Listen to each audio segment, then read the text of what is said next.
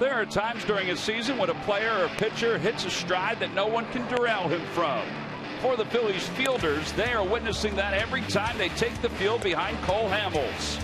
The 30-year-old left-hander is carving his way through lineups one after another. And next up for the first-place Nationals.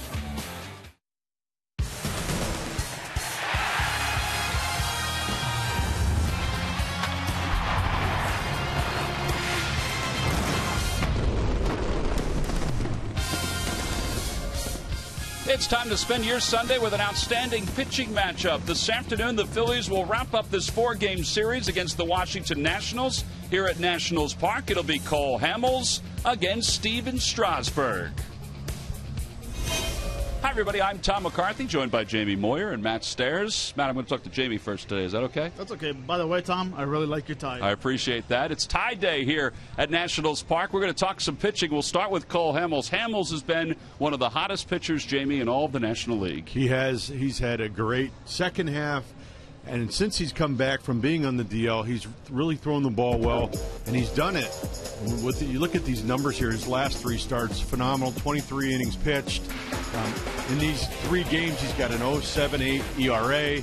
And you want to talk about in the zone, and you look at results, but how about in the zone with the strikes that he's throwing right now, in the games that he's pitching? It's amazing how he's attacking the strike zone with three pitches. He's really kind of done away with his cutter. I don't want to say completely, but he's doing it with a newfound two-seam fastball, a curveball, and his changeup, and he's getting unbelievably consistent results. And he's really stepped up to be the leader of this Phillies pitching staff. Amazing, too. 2 starts ago, he topped out at 96 miles an hour. That last start against the Mets, which we just showed you, he did hit 94 a couple of times, but 96 a couple of starts ago, that's rather impressive. Now, on the other side of the docket is Steven Strasburg, who's had kind of a weird year, Matt. Home numbers are very good, road numbers not so good. Well, and that's the million-dollar question is why is he successful at home and why has he been struggling on the road? He's pitched well at times on the road. This last outing gave up 1 run in Miami, but still lost the game. The numbers, I can't understand it. 1-7 on the road with this guy's type of stuff. He does give up more hits on the road. He does not strike out as many people as well, but I think it's a lot to do with the location. A lot of people talk about it's the routine at home compared to on the road. To me, I think that's the excuse. I mean, baseball is baseball. When you cross the lines, it doesn't matter if you're home on the road. So, as soon as someone figures out why he struggles on the road, I imagine they'll tell the coaching staff in Strasburg as well. All right, well, we'll see what happens here this afternoon. Again, it is the final day of this 4-game series. The Phils and the Nationals for Hamels, his 20th start of the year. For Strasburg, he is striking a lot of guys out. It's his 24th start overall for the Washington Nationals. Well, never before when the Phillies and Nationals have faced each other the last 2 years has Denard Span had this good of a series. He's really set the table for the Nats. Lineups at first pitch when we return to D.C. Phillies baseball is brought to you by Xfinity, your home for the most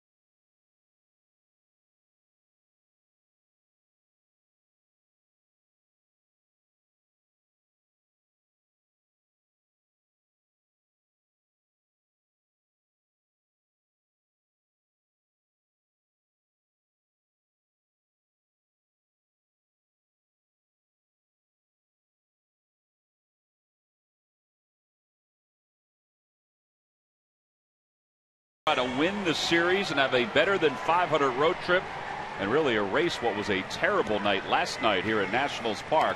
Let's take a look at Ryan Sandberg's starting lineup. It's brought to you by Xfinity, your home for the most live sports. Leading it off in center field, Ben Revere. Jimmy Rollins bats second. Chase Utley hits third, followed by Ryan Howard and Marlon Byrd. Grady Sizemore's in left field. Will Nieves does the catching today. He'll bat seventh. Hitting eighth is Cody Ashe, and batting ninth and pitching is left-hander Cole Hamels. And they'll face 26-year-old right-hander Steven Strasburg, who statistically isn't as dominating as he used to be. He's 7-9 with an ERA of 3.55. I guess statistically, aside from the strikeouts, he still has struck out 167 batters, man. Yeah, he still has that the swing and the pitch that'll get a lot of swings. A lot of guys freezing on the fastballs. He doesn't throw his changeup as much as he should because he has a very good changeup. But you know, he's coming off a good outing at Miami, and you see the Budweiser scouting report. He tops out at 96, which is down 4 or 5 miles that we're used to seeing in the past. Changeup, curveball, slider, 3-1 with a 2.41 ERA. And I will say that his changeup, 154 average batting against, curveball, 222, but it's his fastball at 317 where opponents are hitting against, which is just amazing. Means that he's missing the spot. It is remarkable that they're hitting that well against Steven Strasburg against his fastball. So as he finishes up his warm-up tosses here this afternoon, it's time now for our Nissan keys to this afternoon's ballgame. Matt? Well, I would have to say Howard and Utley needs to lock it in versus the Mets.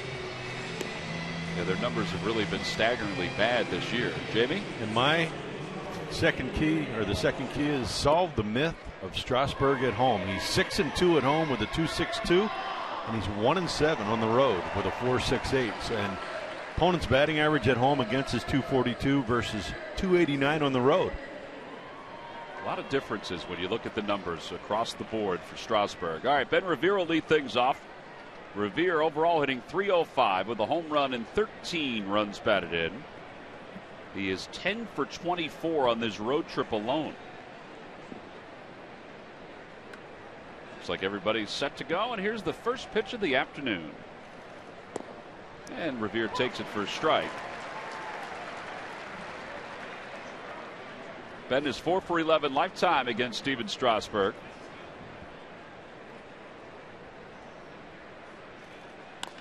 And he hits that one out toward left field. Hairston's playing there today for Bryce Harper. And there's a reason for that. There's one away. The Lucky McDonald's Phillies home run jackpot contestant is Cindy Sherrill of Maytown. Phillies hit a home run in today's ball game, and Cindy will win $200. One quick out. Jimmy Rollins is walking to the plate. Not a bad road trip for Rollins, 6 for 21. He's hit a couple home runs to raise his total to 15 on the year.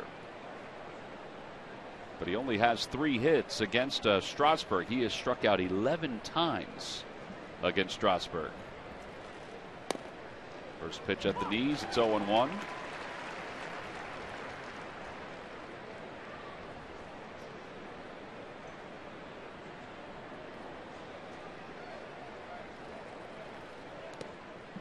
There are a number of hitters that have struggled this year against the Washington Nationals. Rollins really hasn't, hitting .326 against them. Last night he got on base with 1 man down in the first, but the Phillies didn't score. Outside, 2-1. And if you're going to get to Strasburg, he's like a lot of power pitchers historically.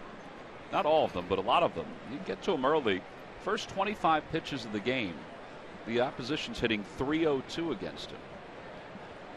Well, for a lot of those guys, it takes some settling in, finding the zone, and gaining the command. And once they do that, they do settle in. And there's some that have that special gear, like a Roy Halladay. If they're able to get to the 7th and 8th innings, they kind of shift it into that extra gear that a lot of us mortals never had, and are able to finish a lot of games as well. There's a ground ball foul. Now Strasburg is not that kind of guy. He doesn't finish a whole lot of games. In fact, it's very rare that he's even in the game after the 7th inning.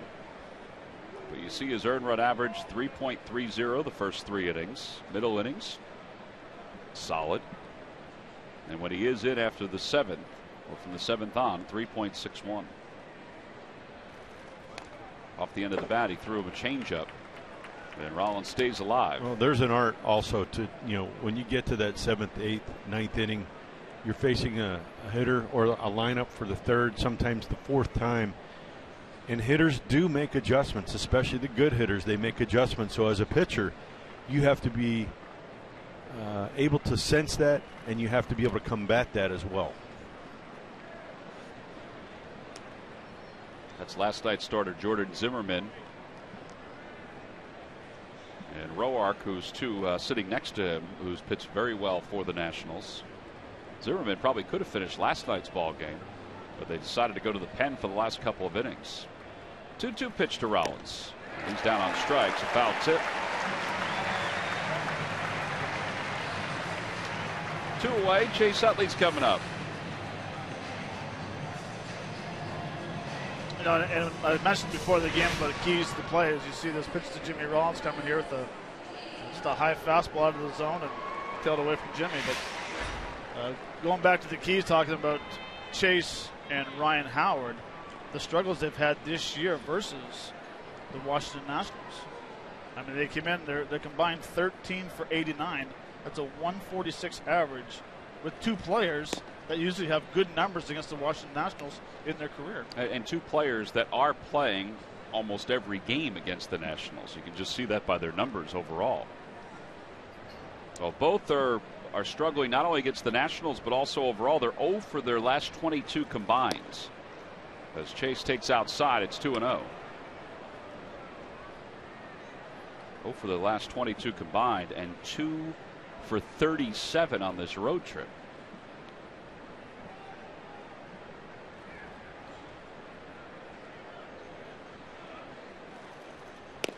Outside, and 3 balls and no strikes to Utley.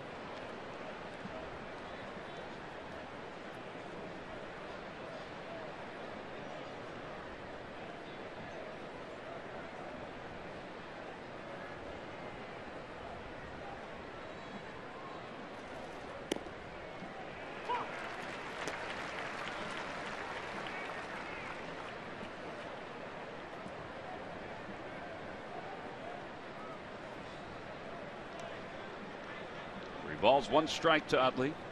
Utley 3 for 19 against Strasburg. A 158 average. On the outside corner, 3-2.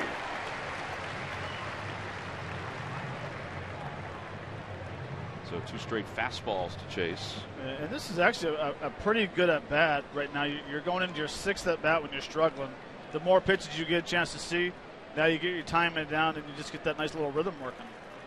Breaking ball and a called strike 3. Utley thought it was inside. Eric Cooper did not. 16-pitch first inning for Steven Strasburg. He gets a couple strikeouts. We'll go to the middle of the 1st. Cole Hamels ready to go to work.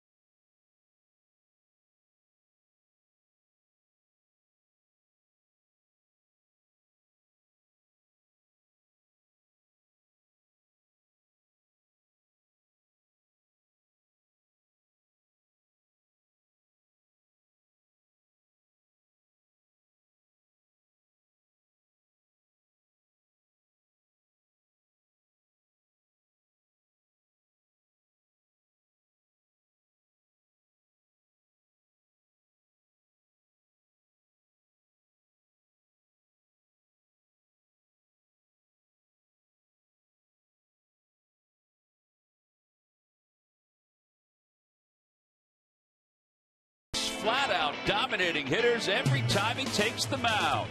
Since the second week of May, Cole has put together a stretch where he has gone 7+ innings in 14 of the 16 starts, while striking out 119 batters in 113 2/3 innings.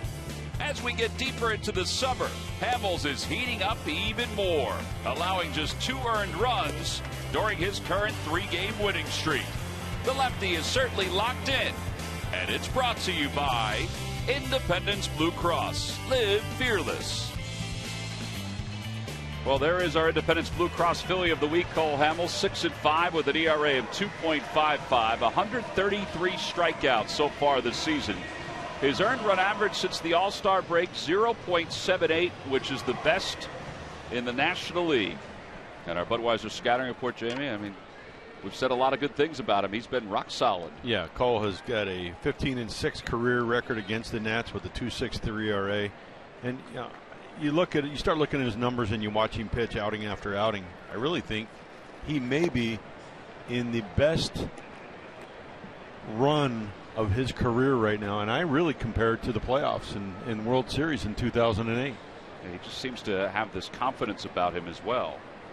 Denard Span leads it off, and Span swings at the 1-0 and hits it skyward to left. Brady Sizemore is under it, and one away. And Anthony Rendon is coming up. Let's take a look at the rest of the lineup for the Nationals, brought to you by Xfinity, your home for the most live sports. It will be Rendon, then Jason Worth and Adam LaRoche. Ian Desmond's at shortstop. Scott Hairston starts for Bryce Harper because of his numbers against Hamels. Then Cabrera, Lobatone, and then Steven Strasburg.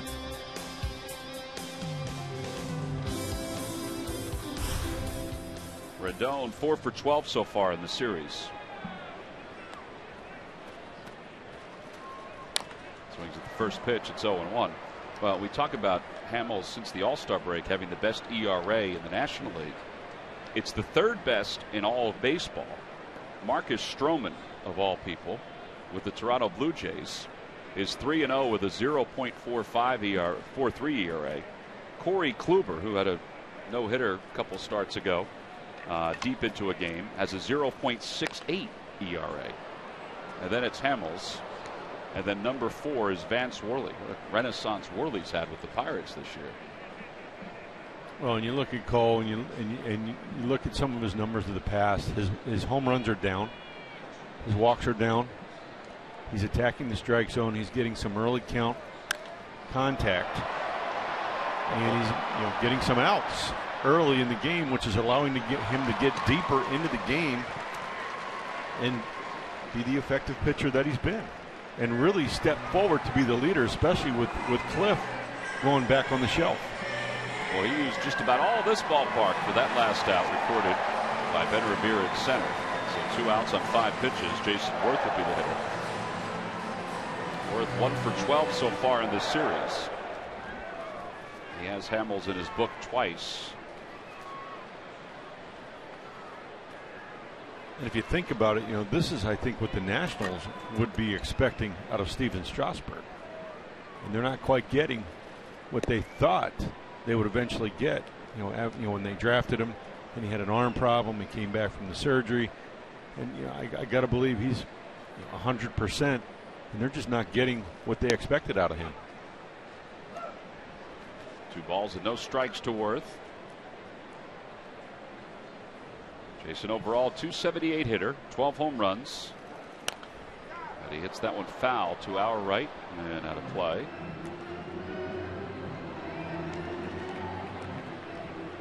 Mention what he's done in this series. The Phillies have done a very good job with him in the 3 games. Last night everybody hit. He did have a hit on the inside corner, 2-2.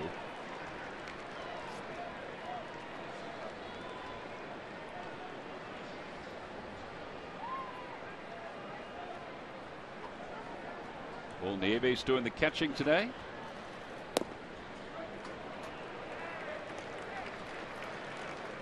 Well, here's a 3-ball, 2-strike count. Eric Cooper's behind the plate. Tom Hallion's at first. Tripp Gibson's at second, and Chris Guccione's at third. And a swing and a miss at a changeup. First strikeout for Hamels, number 138 on the season. We've played our first inning.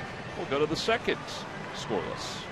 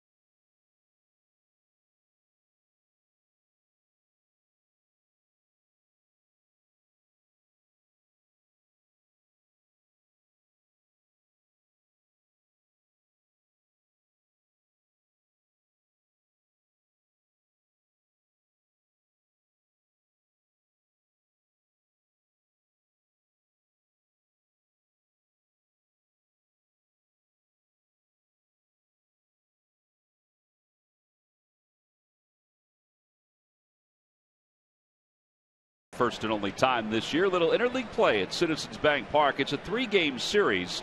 You see that bobble figurine? Ryan Howard bobble figurine given out to all fans. Coming to the ball game on Tuesday the 19th. You can get your tickets by going to Phillies.com. And speaking of the Seattle Mariners, our Mazda leaders include the Mariners and the Nationals. The Nationals, the third best run differential in all of baseball. Oakland is just through the roof at plus 166. Seattle's 5th. Washington is 3rd. Here's Ryan Howard to lead things off.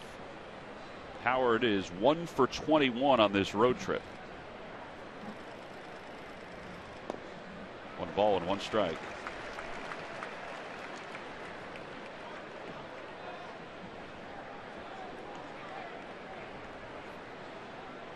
So that offense yesterday for Oakland as they won in John Lester's debut. 1-1 pitch to Howard. Pulls that one into the shift. Cabrera, the second baseman. 4 up, 4 down for Strasburg.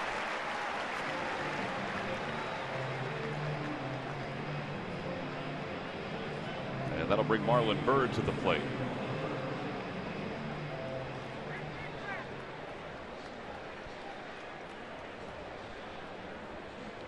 Marlon hitting .273 with 21 home runs, 63 runs batted in.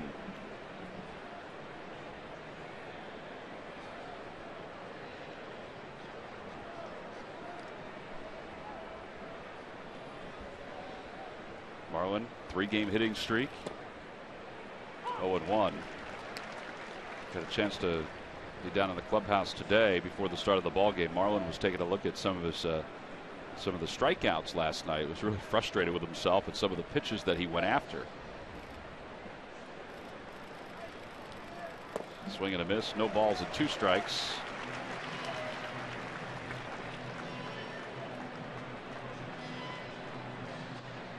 Nine for 22 on this this road trip, Matt. Sorry, and we're talking about the runs, differentials.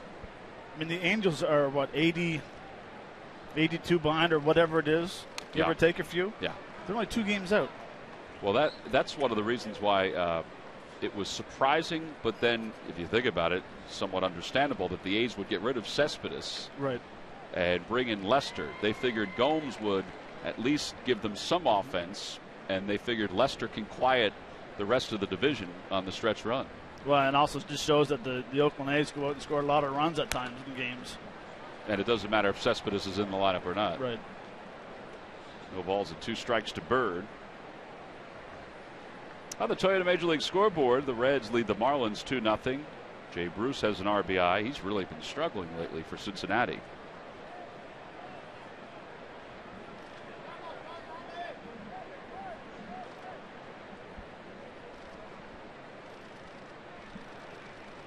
On the outside corner, Byrd is struck out. 3rd strikeout for Strasburg. And there are 2 outs, and that'll bring Grady Sizemore to the plate. It's a good old-fashioned 95-mile-an-hour fastball right on the corner. Jamie talks about throw that ball through the glove. Well, there it was, 95 to the mid. Yeah, and Eric Cooper, who's the home plate umpire, is a little different umpire than Chris Guccione. Not to say Guccione is not a good one, but Cooper is more of a pitcher's umpire as far as reputation goes. Sizemore's the batter, and Sizemore takes strike 1. It's 0-1. Sizemore has hit 7 straight, 15 of his last 18. His average at .353.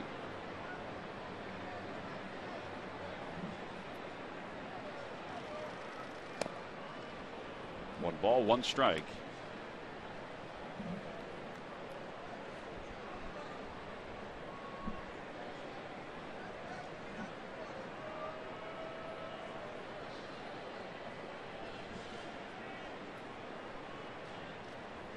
Swing and a miss, 1-2. Sizemore is just 1 for 2 against Strasburg.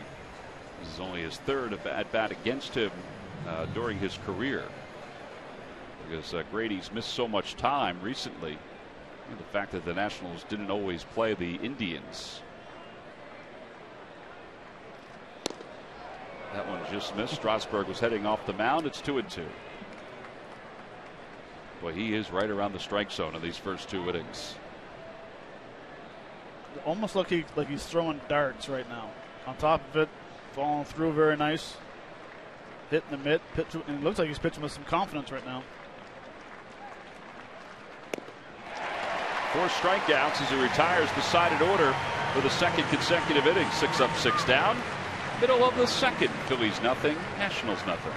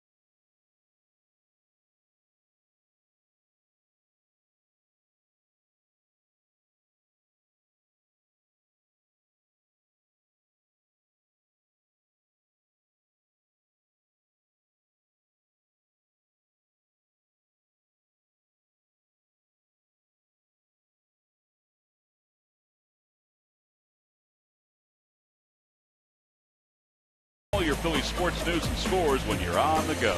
Download the free CSN Philly Sports app today. It's a good app to have with training camp opening for the Eagles. Scoreless game. We go to the bottom of the second. Adam LaRoche will lead things off. Well, Murph, obviously everybody around that clubhouse is very impressed with Cole Hamels, including his pitching coach. Yeah, I had a chance to sit down with Bob McClure yesterday, guys, and I think he could have talked about Cole Hamels all day long if he had the time, because you bring him up, and obviously he just wants to rave about the way he has been pitching. You guys threw out the numbers. I thought a very interesting thing he had to say is a hot shot to Ryan Howard is gobbled up. He said, Cole is kind of a mild-mannered guy back in the clubhouse. He walks around, he keeps to himself. He's kind of a quiet guy, but when he gets out on the field, he is ultra-aggressive, which is something that Bob McClure has been preaching to be for his pitchers all season long. He says, Cole really has grasped onto that and just attacks hitters one after another using all his pitches, and that's what has made him so successful, he believes, in this stretch right now. Well, this stretch has included retiring the last 17 batters that he's faced, dating back to that game against the New York Mets. Here's Ian Desmond. Desmond 251 with 17 home runs.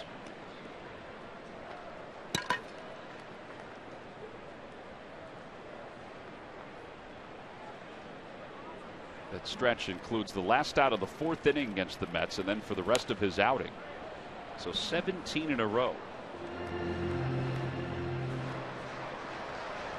See Desmond's numbers against Hamels. One of his 8 hits, a home run. In fact, 5 of his 8 hits are extra base hits. Outside, 1-2.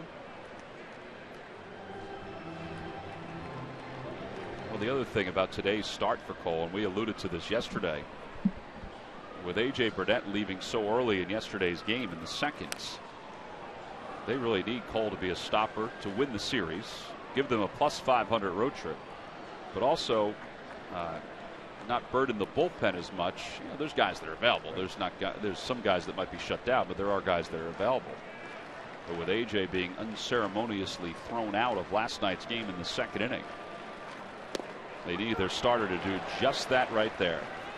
Paint on the inside part of the plate, and they're 2 outs. It almost comes back to the same key when Hernandez was pitching the other day that Jamie made. After that first game, they used a lot of guys out of the bullpen. Very important for Hernandez to go deep into the ball game, give the bullpen a rest, and set it up for AJ the next day. Well, he went out there and he did it. Well, and that's that friendly competition that you have amongst your starting rotation. And speaking of A.J. Burnett, Ryan Sandberg reiterated what he said after last night's ball game today when I was chatting with him down in the dugout. He thought that both A.J. Burnett and Chris Guccione were wrong in the way they handled the situation. He said A.J. can't get thrown out at that point. Cannot get thrown out at that point. And he thought that Guccione had a short fuse in throwing him out of the game. Understood, I guess, after talking to Guccione about it. That one is ripped foul. It's 0-2. But Rhino was pretty adamant, as we were last night, that A.J. cannot get thrown out of that game that early. Sometimes you let your emotions take over. And unfortunately right there, I think A.J. let his emotions take over, took precedent over everything else. That's a good way to put it. Yep. Here's the 0-2 pitch coming to Hairston. Call time. Instead of using those emotions or the anger or the frustration, whatever you want to call it, instead of using that towards the Nationals, he used it towards the umpire. And the umpire, tossed him out of the game. Yeah, because the umpires will always win that battle. They absolutely have the ability to win that in a heartbeat. Yeah. Well, when you point, I don't care whether you're a hitter, an umpire, a pitcher, when you point, the umpires feel like you're showing them up. Swing and a miss. Hairston is struck out. 3 strikeouts for Cole Hamels. 6 up, 6 down for Cole. He's matching Strasburg pitch by pitch. We'll go to the third, still in search of a little offense.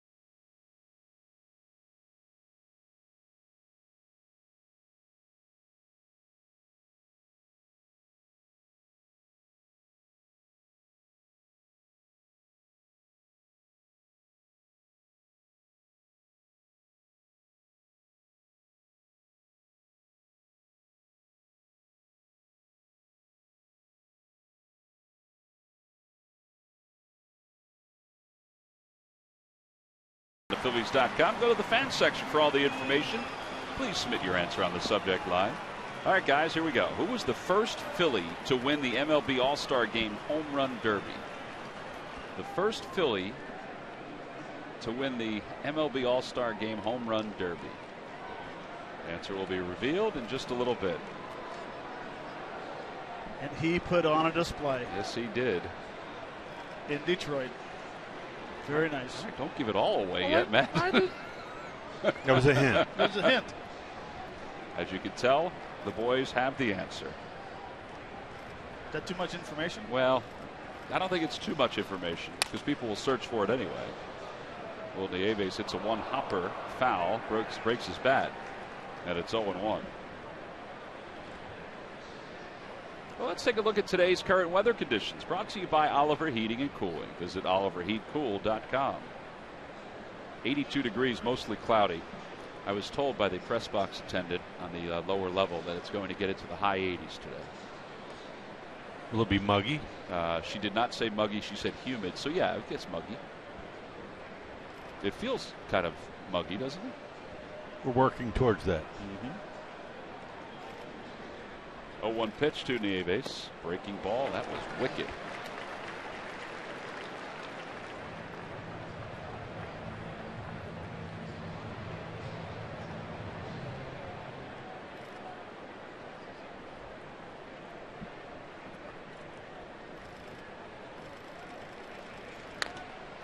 to center field. Span on the run. And goes back about 7 or 8 steps from the warning track. One away. Cody Ashley's coming up. Well, my thought on this, part of my thought of watching so far today was Strasburg and pitching so well at home and struggling, like you were saying, Tom, in the first 25 pitches. I want to get him off the mound. Yeah. I want to get him moving. I don't want to let him get comfortable, because obviously there's something here about pitching at home where he is very comfortable. Get him off the mound, get him moving, make him feel his position, try to get him uncomfortable, and not let him get into the tempo that he has just created here into the 3rd inning. Instead of just taking hellacious swings, fouling balls off, popping the ball up. You know, it's a big ballpark that probably the Phillies aren't going to hit a whole lot of home runs in right now. Force their defense to make plays, force him off the mound, and see what happens. Because right now he is dug in, he's up to his knees, and he's feeling pretty comfortable. Ball back to the screen. It's 2-1. Well, just from afar, and we've watched him a bunch of times, 9 games. This is number 10 against the Phillies. I don't know if we've ever seen him really get flustered. Matt, did he get flustered when you watched him as a teammate? Did he get frustrated at all? No, he hides it pretty good. Now it's hard to say what happens when he walks down and goes to the door in the dugout, but on the mound he carries himself pretty good. Inside, 3-1. I think Jamie's point's a good one. Is you do whatever you can to knock a pitcher out of their rhythm. You know, get him off that circle. You know, where he's stomping around a little bit. Well, look, if you know it takes him a while, you know, or several, you know, 2 dozen pitches to get himself, you know, grounded, don't let him get there. There's a golf shot out to right center field, and Cody Ashley has the first hit of the day for the Phils. A 1-out single. Oh, the Phillies return home. They've got 3 games against the Houston Astros on Tuesday, Wednesday, and Thursday. And then the New York Mets come to town. It's a big weekend. It's alumni weekend at Citizens Bank Park. On Saturday, Charlie Manuel will be inducted into the Phillies Wall of Fame. You can get tickets for all 4 games of that series by going to Phillies.com. Check out the weekend schedule, which includes the Roy Halladay Bobble figurine. Brought to you by Toyota.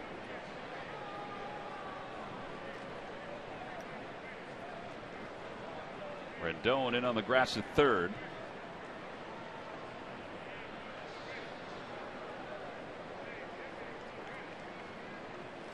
Hamel squares, bunts at it, misses, and it's 0-1. They got the old timing play for the pitcher right now. But Roach went over and told Strasburg to, when you come set, either go 1001, 1002. I'm going to break. When I break, you go ahead and deliver, because they're trying to get the out at second base right now. Kind of shows the respect for how Cole's throwing the ball lately, how important that 1 run is. And he bunts it back toward the mound. Strasburg fields it. And the sacrifice is successful. So he never gave LaRoche even a chance to come in and field that one. 1-4 on the putout at first base. Up to second base goes Ashe. And Ben Revere will be the hitter. I think that's the right way to do it there, because now you got Revere, who, say what you will, he can hit a fastball. And Strasburg has a fastball with life on it. And as deep as they are in center and right, they should be able to score a run with 2 outs at Ashe in scoring position.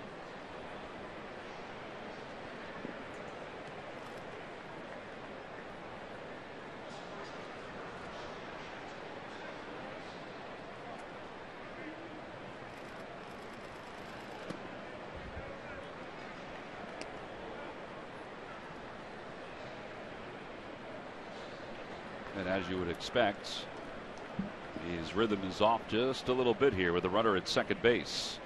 Working from the stretch for the first time this afternoon.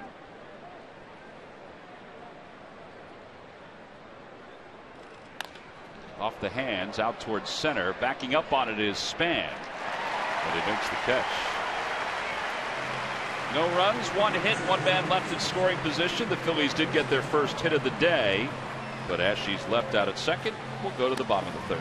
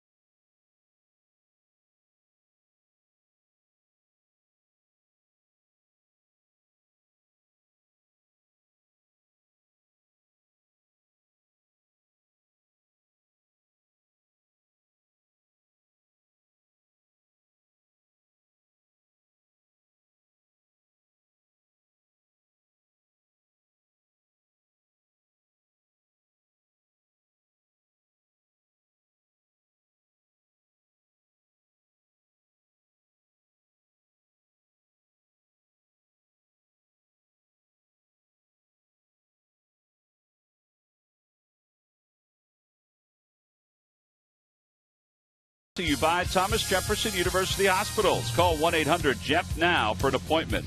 By W.B. Mason. You can't go wrong when you buy right.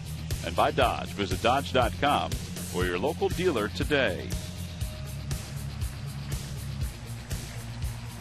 Bottom third of the order due up for the Nationals is Drupal Cabrera, Jose Lobaton, and Steven Strasburg.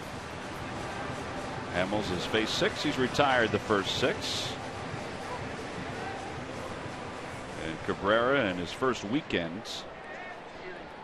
with the Nationals, 2 for 9 so far. He had a couple hits in yesterday's game. Calling a bunt for a hit right here. Think so? An attempt. Well, there you go. Just what I was talking about. Jamie Moyer in the mind of his Drupal Cabrera. Will he try it again here or no? Probably not.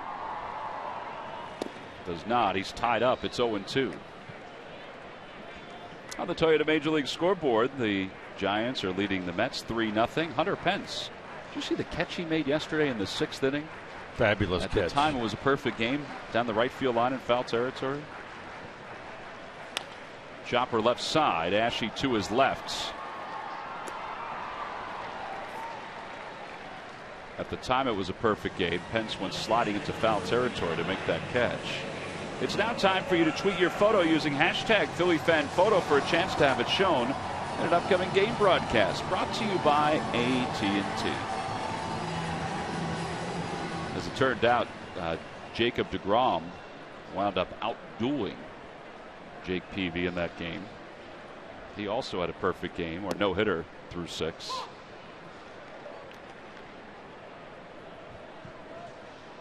Lobaton 206, 2 home runs, 11 runs batted in. Foul ball off the mask of Ruiz. Or for Nieves, I'm sorry. So used to saying Carlos. The big thing that I noticed with Cole, one of the big differences is confidence.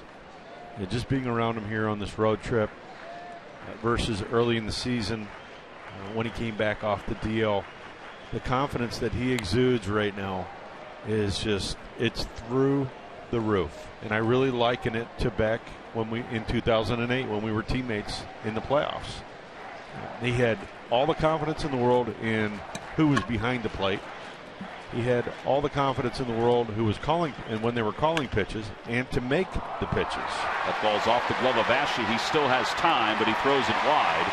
That'll be an E5. It'll be the 11th error of the season for Ashe.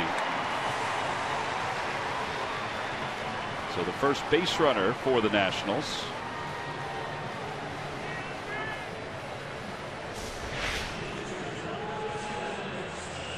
And it's got that problem of backing up away from the ball. Kind of picks up speed with the top spin, and right there it kind of ate him up. That's what you call the ball plays you instead of being aggressive with it. As soon as you start battle pedaling, everything has to go perfectly right. I will say he tried to field it off to the side. I think it gave him a little bit better look, but just didn't look like he got it in his glove. Well, just like the Phillies in the top of the 3rd, when Ashe got aboard, and Hamels sacrificed him up. Strasburg tries to sacrifice him here, bunts it foul. And it's 0-1. Now, JB, back to the confidence thing. What is it that changed? I mean, did he just wake up and say, you know what? I've got the stuff. I've just got to be better. Well, I think he set his mind that this is what I'm going to do. Like he said, he's been working on this 2-seamer. Not working on it. He just said, this is what I'm going to use. And he's been able to execute everything he wants to do. And when you start having that, consistent execution, and then you have the results behind it, confidence just builds.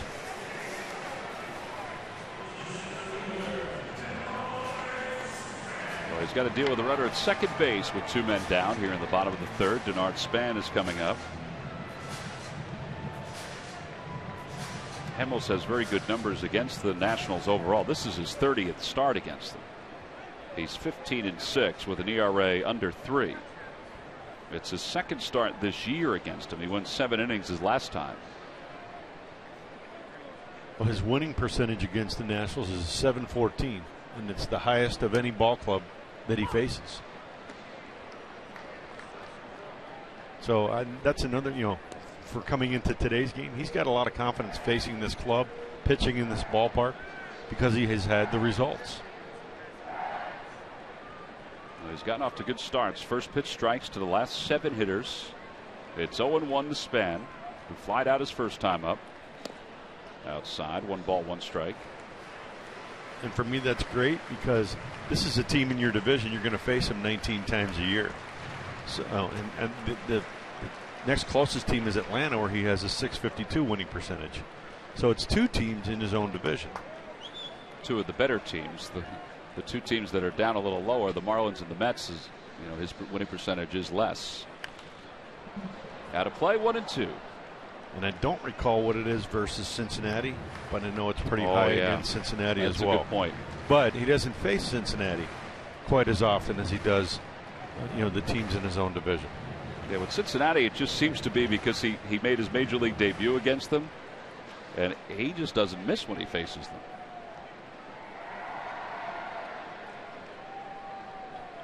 One ball, 2 strikes to Denard Span.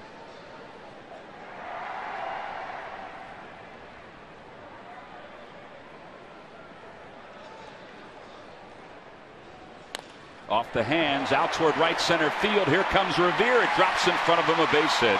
And the Nationals will take a 1-0 lead. An RBI loop single by Denard Span. It's his 25th RBI of the year.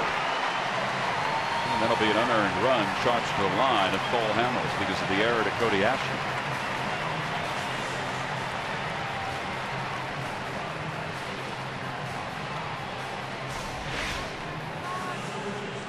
Here he tries to get a fastball in, and it almost looked like Span was looking to protect the whole plate. He got enough of the bat on the ball and used a big part of the outfield. And Ben Revere was shading a little bit to left center field. He had a long way to go for that ball, and it unfortunately didn't hang up in the air quite long enough for Ben to get underneath it.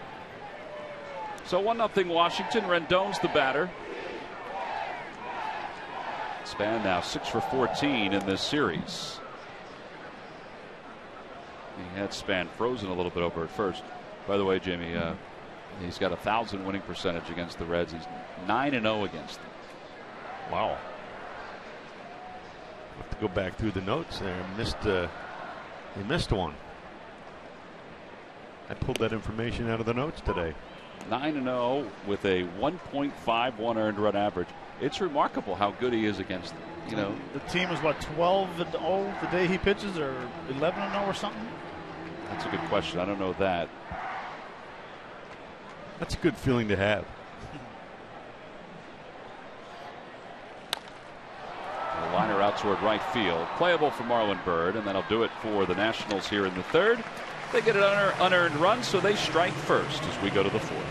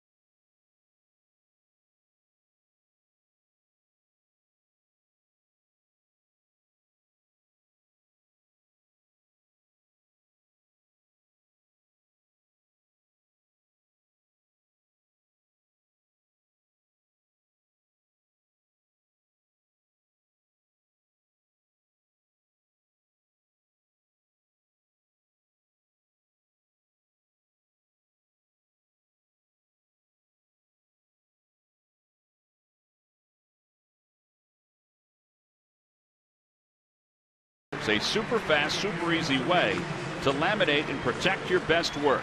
Order yours today. From who? But W.B. Mason.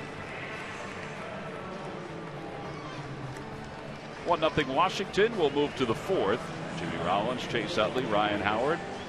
Those are the scheduled hitters for the Phillies. Against Steven Strasburg, who's allowed 1 hit. That was the single by Cody Ashe. He has struck out 4 so far.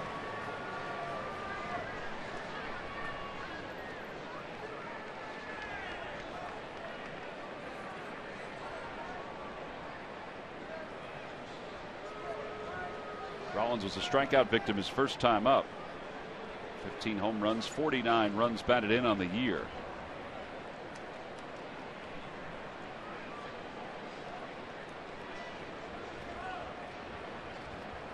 Nationals play him to pull ever so slightly on the infield. First pitch on the inside corner, 0-1.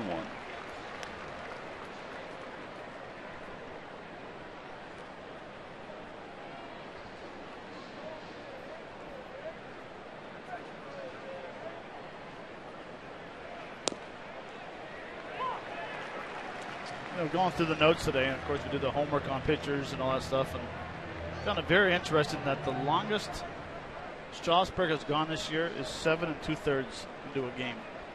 10 times he's gone 7 innings. But you would think with his stuff, and that's why, and Jamie and I were talking a few hours ago, we were wondering if he has a pitch count. Because the most pitches he's ever thrown this year is 111. And that was a game that he was winning, what, 7-1 or 6-1 against the Rockies. So it's interesting to see. Yeah, you would think that, he was the #1 overall pick in the draft back in 2009. That internal drive that you guys talked about before with Roy Halladay, that somebody with his potential, his stuff, would say, hey, to Steve McCatty, hey, Steve, let me finish this game. Let me get this or that. As that one is poked into center field for Rollins, a leadoff single. Now, I'm not saying he doesn't, but it just seems like they do hold his hand a little bit. To me, you with the guy with this kind of stuff and this kind of ability, you thrive on that, and you want to be that guy. You want the ball. You fight to give the ball up, and you're not going to embarrass your manager, but whether it's in the dugout or in the clubhouse, wherever it is, you want to let them know that, hey, I want the ball and I don't want to give the ball up, and I want to pitch as many innings as I can, and I want to be the leader, the staff leader, and I'll take that responsibility. And it doesn't, again, we don't see him a whole lot, but it doesn't show me that he wants to be that guy, and to me that's troubling. Well, he takes a strike. It's 0-1. Last night Ryan Zimmerman had that shutout going after 7 innings. Or Jordan Zimmerman, excuse me. And they went to the bullpen for the final 2 innings. Right. He could have probably finished that game off. Maybe it's because, both have had Tommy John surgery. They are, I don't want to say coddling, but I guess it's part of it, coddling them a little bit, making sure that their innings are not overwhelmed as they get deeper into this game. Well, and a few things. There might be a couple of guys in the bullpen that haven't worked for a while. Good time to go in there and get a couple innings. Or a guy might have struggled the night before and came back in to try to find something. Like Blevins. Right. Yeah. But I agree, and I agree with both of you guys 100% that sometimes you got to say, I'm good, I'll finish this game, or let me go 8 innings. I've thrown 111 pitches, who cares? I'm good for 125 today.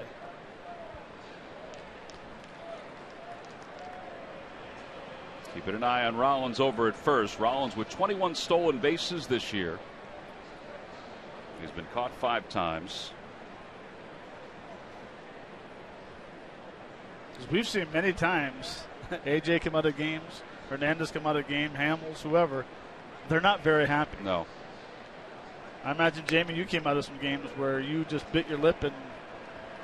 Oh, in the heat of the battle, you do have to bite your lip because you got to respect your manager, and you got to respect his thoughts and what he's trying to do. But there's always a place and a time, an appropriate place and time to discuss it. It might be the next day.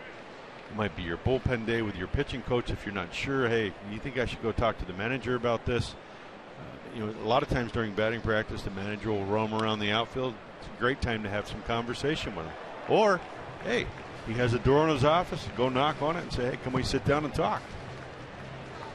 Most managers that I played for, and I'm sure Ryan's the same way, I'm sure his door's wide open if you want to go in there and sit down and talk.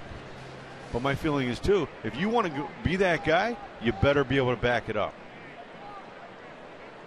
But if there does come a point, let's say in a playoff game, where they need him to be that guy, he's not used to being that guy. No balls, 2 strikes to Chase Utley. Nobody out, runner at first. Chase takes outside and low, 1-2. Look, I think we do kind of live in a world where guys play a couple years and all of a sudden they're saying, I want to get paid. To my belief was, how about if I go out and perform, and performance will take care of getting paid. And when you can do it on a consistent basis, if you go out and pitch today and you have a good game, well, my next outing has to be better. And if you look at it that way, you'll probably have some pretty good results. That one's floated out towards center field to Span as Rollins was at second base. Yeah, there's one away. Rollins has to retreat back to first. During the 2014 season, Turkey Hill, the official ice cream of the Phillies, will contribute $100 for each Phillies victory and 5 cents for each carton of Phillies Grand Slam ice cream, sold to support the Phillies youth baseball and softball programs. I'll try to give you a quick example. When I was in the minor leagues in the Cubs organization as a young player in the instruction league, one day a bunch of us pitchers were sitting talking to a roving pitching instructor, Erskine Thomason, who might have been in the Phillies organization a long time ago. Great name. And he used to tell us, you know what, boys, there's a pot of gold, and he pointed out behind the fence. There's a pot of gold out there, and they want to give it to you. The only thing you have to do is earn it. And that has stuck with me for the rest of my life. And I really believe that if you go out and do your job and not worry about the financial side of it, it takes care of itself. The pitch on the outside corner. Ryan Howard thought it was wide. No balls and 1 strike. Howard grounded out into the shift his last time up. They've tinkered with the shift here with the runner at first base.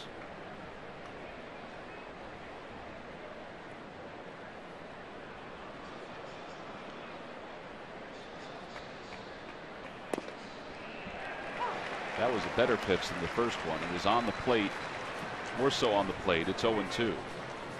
Well, and to end that comment, if you look around baseball over the last 10, 15, 20 years, you look at guys that have consistently done their jobs.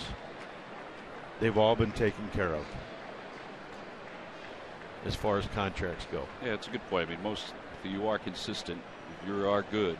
I mean, some that are consistent for 1 year get paid, but over the long haul, you'll get that security you're looking for. Right or wrong, I'm not looking at how much somebody got or how length of contract. I'm just saying, when they put the numbers up, they get taken care of.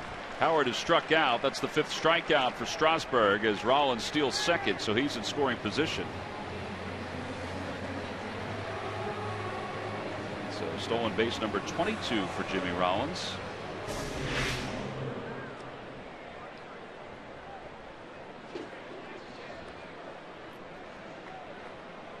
Well, I'm sure Jimmy in the dugout was watching last inning when the guys were on base, and he had 2 pitches previous. It's timing. It's all about, look, if he's not going to come over, it's 2001, 2002, 2003, and he goes to the plate. He got a great jump right there and got his 22nd bag of the year. At his 3rd one of this series, and he's in scoring position for Marlon Byrd. Marlon a swing and a miss, 0-1. Marlon struck out his first time up.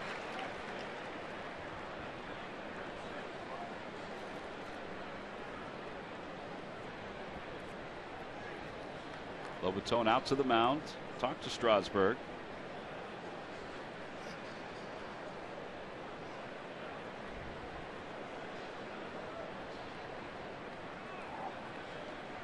Nice to see the Phillies answer back right here. Tie this game up 1-1.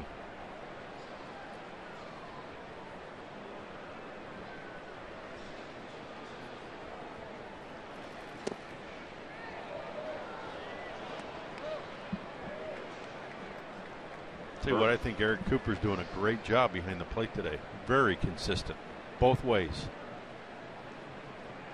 It's tough to tell whether it's a bigger strike zone because both guys are really around the strike zone.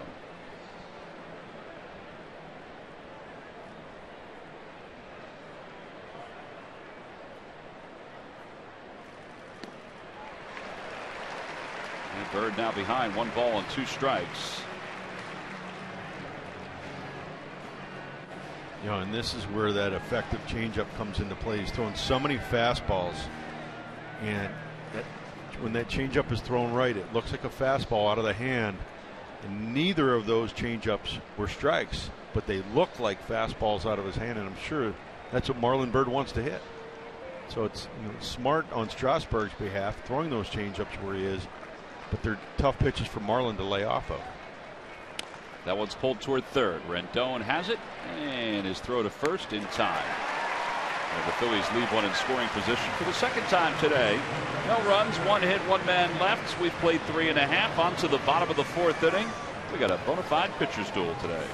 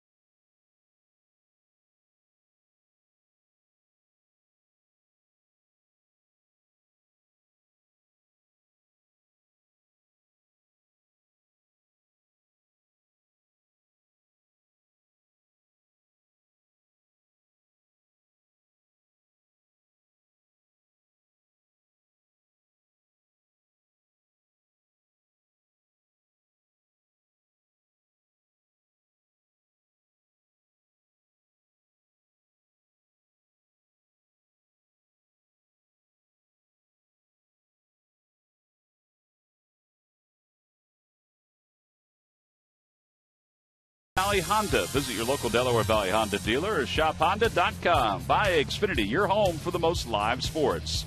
And buy Chevrolet. Visit your local dealer at chevydealer.com. Home half of the 4th inning. It's a 1-0 Nationals lead. They took the lead in an RBI single by Denard Span in the 3rd.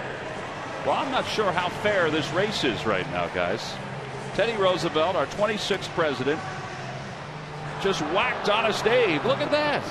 Abe went down hard. He whacked the other presidents, too. I think if they had replay on this one, I don't know if this victory would be allowed. But for now, they are allowing Teddy to pick up his 18th win. It's almost as if he took the plunge into the pool across the ribbon. Well, Tom, they say whatever it takes to win, get her done. Well, I guess so. I don't think there are any rules, specific rules. Obviously. For the president's race. Jason Worth struck out his first time up. And he's quickly in the hole. No balls and 2 strikes. Well, we talked about Strasburg splits. Hamels is right along the same line as far as ball to strike ratio. It might be even a little bit better. That one's out toward right. Here comes Bird. And he grabs the first out. Adam LaRoche is coming up. He's 0 for 1. Well, Murph, we talked about it a little bit about the Nationals missing their 3rd baseman. It may prove costly to them as this season moves on. You know what, Tom? You hear folks talking about the NL East and wondering why, when you look on paper at this Washington Nationals team, they don't have a bigger lead in the East. They do look like they are the best team on paper. But one of the big reasons might be because Ryan Zimmerman has only played in 53 games for them this year. And you look at their record with Ryan Zimmerman, 34-19. Without, they are 5 games under 500. And you just go through and look at the numbers. They score exactly 1 run more per game when Ryan Zimmerman is in the lineup. And he's also a kind of guy that provides a spark in the middle of that lineup. And he's a professional hitter. He's a guy that works the counts and stuff. So it makes sense that their record reflects the fact that they've missed Zimmerman in this lineup, and he's been on the DL 2 different times this season, and he's going to be on there for quite a while with that strained hamstring right now. Absolutely. Ashley will give this a look, and it's back into the seats a few rows. 1 ball and 2 strikes to LaRoche. Well, that's the reason they went out and got Asdrubal Cabrera. If they felt like Zimmerman was going to be back anytime soon, they probably wouldn't have made that move, and they would have stayed with Espinosa, who's hitting just a $118 with runners in scoring position, or 119, I should say. 119 with runners in scoring position. But Cabrera is a veteran, and no doubt a very good defensive player. 1 ball, 2 strikes to LaRoche.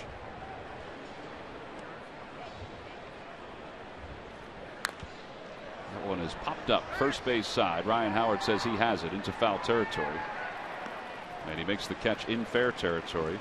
Murph, you're kind of wandering a little bit today, huh? Where are you at? I'm actually trying to hide from the sun a little bit, Tom, to be quite honest with you. So no sunblock today? Straightaway center, Murph. Straightaway center field, behind Ben Revere right now. It's right behind where the presidents come out for their little race that they do here. Is that what it is, a race? I don't think that it's a fair race. Yeah, well, it's almost like the Amazing Race.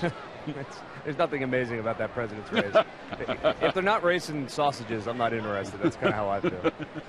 Ian Desmond takes off the outside corner. It's 1-0. Murph, you got any words of wisdom today for us? Yes, I do. He who chases 2 rabbits catches no rabbits.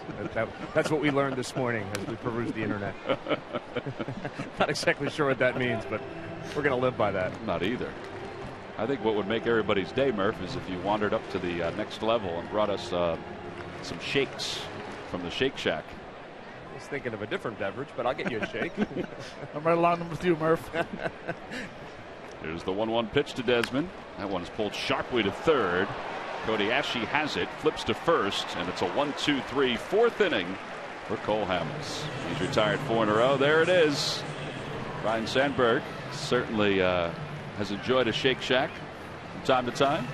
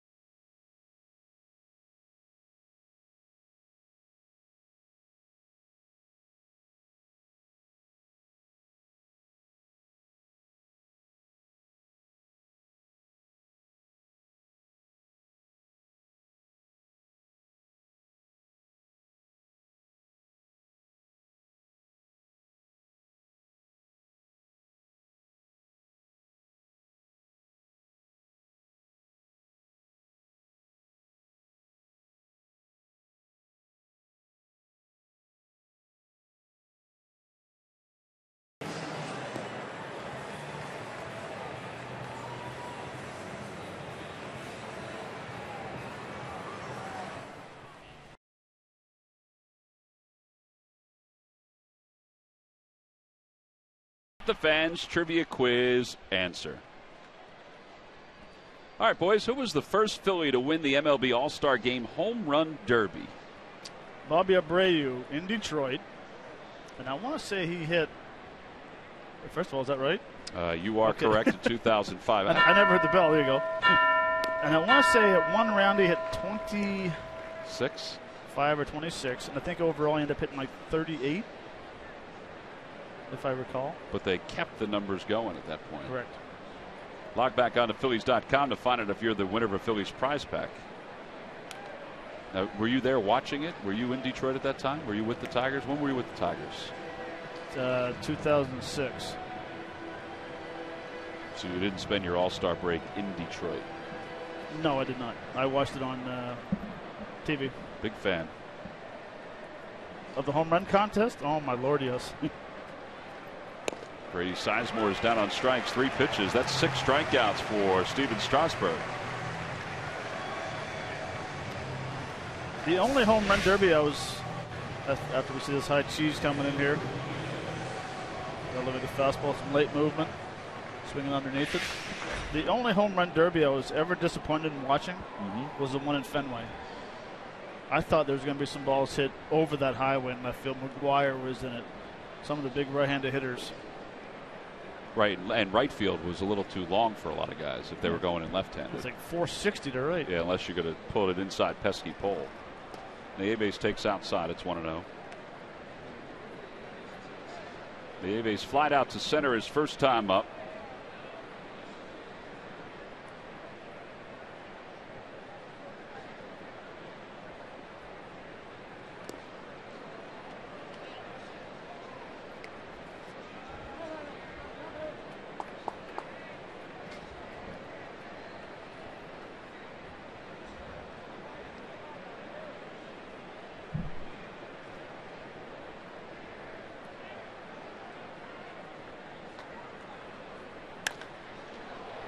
Towering shot to left, playable for Hairston.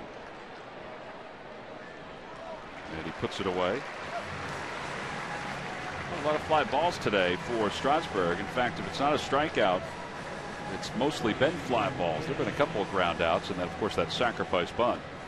You see the out distribution. 6 strikeouts, 5 fly ball outs, and 3 ground outs. Looks like a lot of big swings. To me, you'd do the opposite.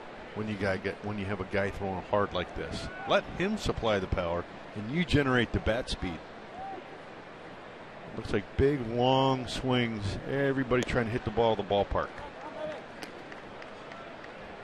Yeah, Nieves has 2 fly balls, 1 to center and 1 to left.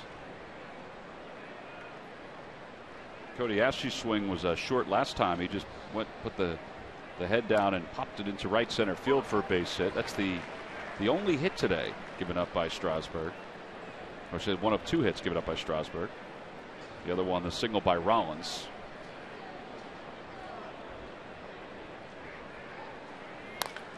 That one's lined out toward right center field. Span on the run. He's not going to get it. He'll cut it off at the warning track. And Ashley will get to second base sliding. Cody's 2 for 2. That's his 16th double of the year.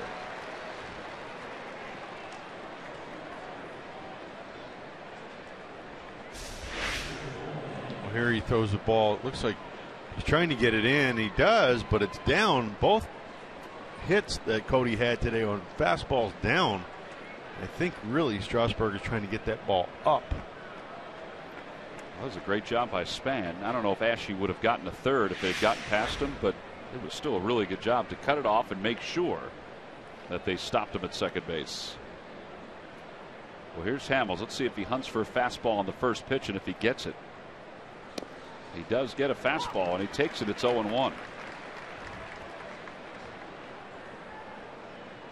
Sacrifice bunt his first time up.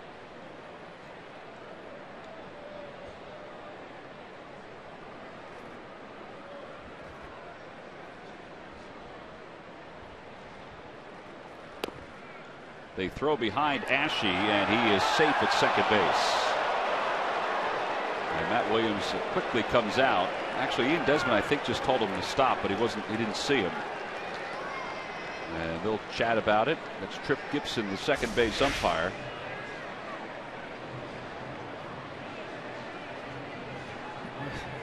Boy, it did look like he got him as he stumbled back to the bag.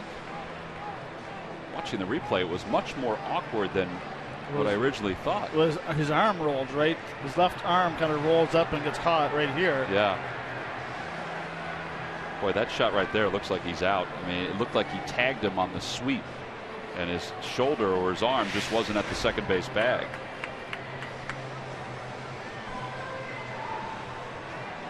Well, they're taking a long look in the dugout, and they're allowing Matt Williams some latitude, and now they're going to review it. Well, if they see what we see, and they assume that Desmond did get the sleeve of the jersey, then Ashe's going to be out because of how awkward that slide was. It sort of slowed him from getting back to the bag.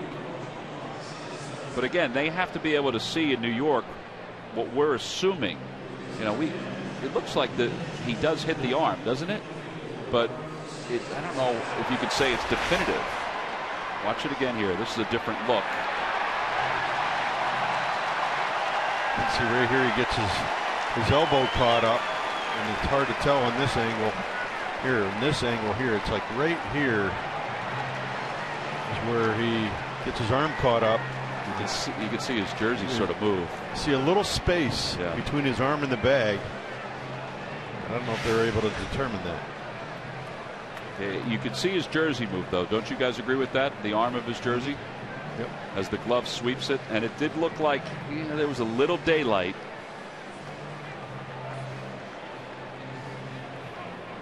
Well, again, Tom Hallion to your left, Trip Gibson to your right. They are conferring with the folks in New York City. Our vantage point looks like Cody is out from up here. But whether they can definitively say that there was a tag made, that'll be the deciding factor. Watch it again here. Give you a bunch of looks. See, there's the tag. It's just hard to see whether he actually hits him. Like there, it looks like he does, but he's short of the bag. But again, you're going to have to say that there was movement of that jersey. Yeah, I think if you break it up to two parts, he wasn't on the bag when the tag was swept, and then you have to decide whether, when they swept the tag, whether that was indeed his jersey moving because of the glove and the contacts. That's why they may just have this one stand. It almost looked like Cody brought his left hand back thinking that Ian Desmond was going to step on his fingers. Well, something caused him to really go in awkwardly. I agree with you on that. You know, again, we've broken down every angle that they are going to see. We can see the jersey move. But whether New York decides that the jersey was moving because the glove hit it, or if it was moving because of the momentum of his body. And we do know from breaking it down into two parts, we know he didn't get to the bag before the sweep of the glove. Tom, here's my question, and actually here comes the answer right here.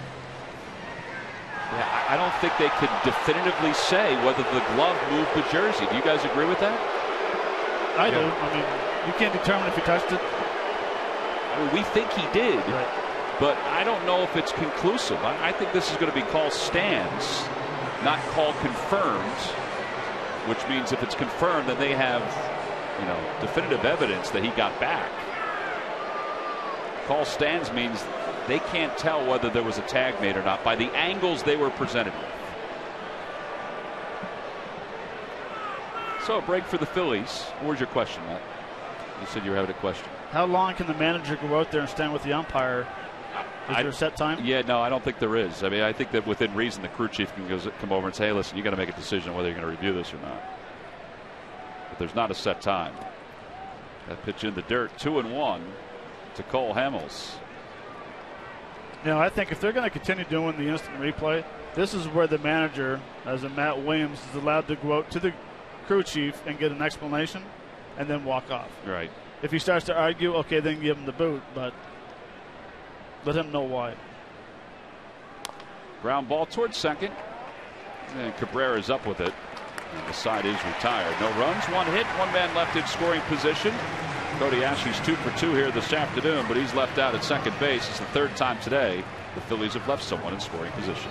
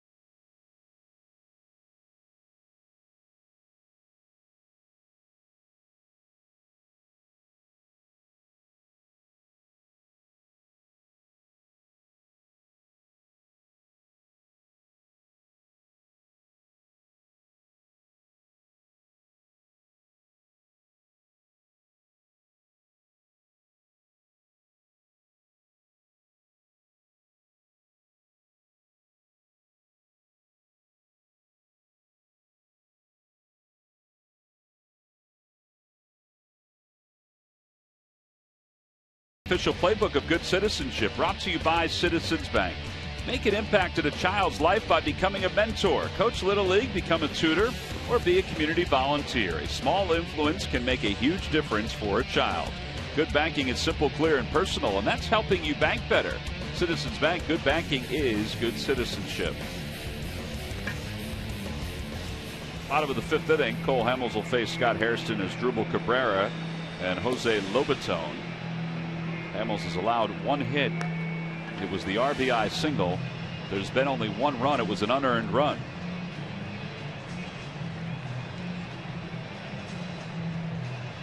To me, this is a scary at bat right here. I want to say, maybe I shouldn't say scary. It's an at bat where you got to be very careful of the first pitch that you make and where the location of the pitch is. Obviously, you don't know what Scott Hairston's thinking right now, but he's a guy, first pitch, that will rush you and try to hit that fastball and try to hit it up into the concourse. Well, and I think he's done that time and again against Hamels. I think that's definitely in the mind of Hamels. He throws what looked like to be a cutter on the inside part. It's 1-0. Hairston did strike out his last time up.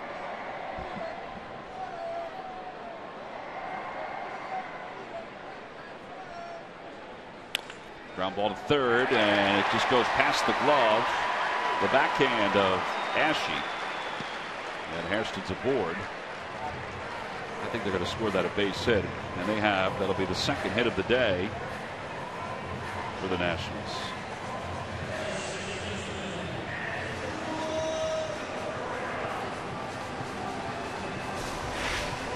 Almost looked like he kind of missed his timing on this dive right here.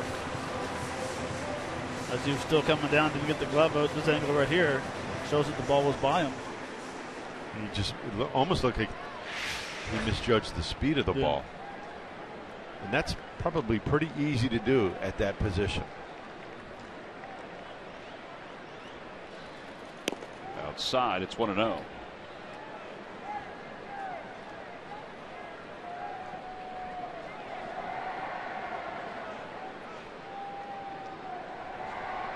I'm going to believe Cabrera handles the bat pretty well.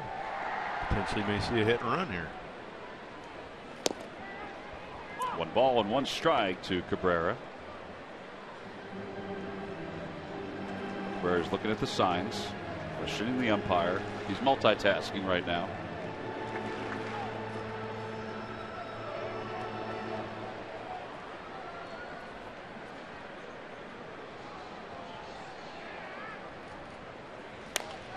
Fly ball down the right field line. Bird over toward the wall, makes the catch, and Hairston draws the throw. 1 out. It's time for a cold hard fact. Here's Murph. All right, thanks, Tom. Brought to you by Frost Brewed Coors Light. And the Phillies are 15-4 in Cole Hamels' last 19 starts against the Nationals. And Cole is 11-3 with an ERA of 2.70 in those starts. So lots of success against the Washington Nationals for Cole Hamels. A whole lot of success. There's no doubt about that. Cole overall 7 innings in 14 of his last 16 starts for the season. And that includes the 1 start earlier this year against the Washington Nationals.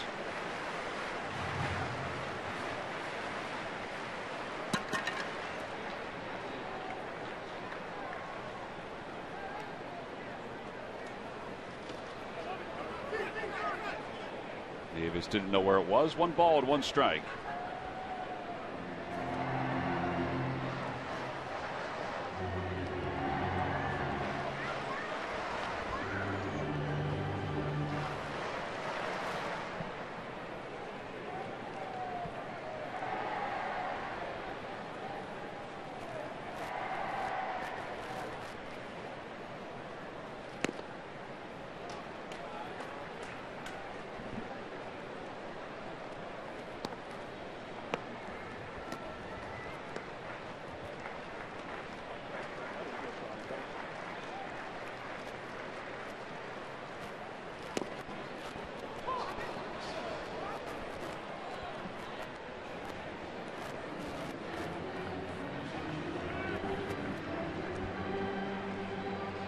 not seen a curveball from Cole Hamels today.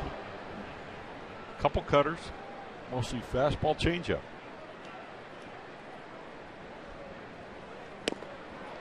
Got him with a changeup there. It was up, and Lobaton is the 4th strikeout of the day for Hamels.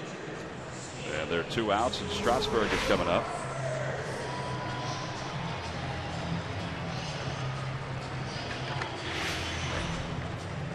So a very little margin for error today.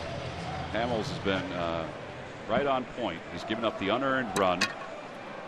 Cody Ashley's had a couple of balls that he misplayed over a third in this outing, including one that went for an error, one that went for a hit. But Hamels has gone right back to the well, and he's right around the strike zone. Strasburg sacrificed his last time up. No balls, 1 strike. Inside, 1-1.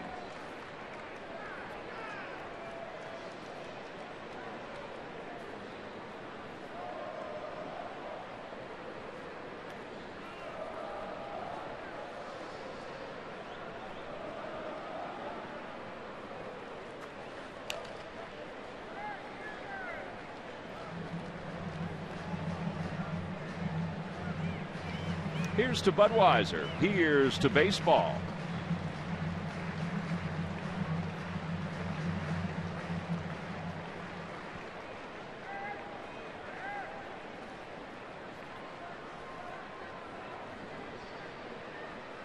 Swing and a miss. Strasburg has struck out. 5 strikeouts for Hamels. No runs, 1 hit, 1 man left. We've played 5, and the Phils still looking for a little offense this afternoon to back the pitching of Cole Hamels.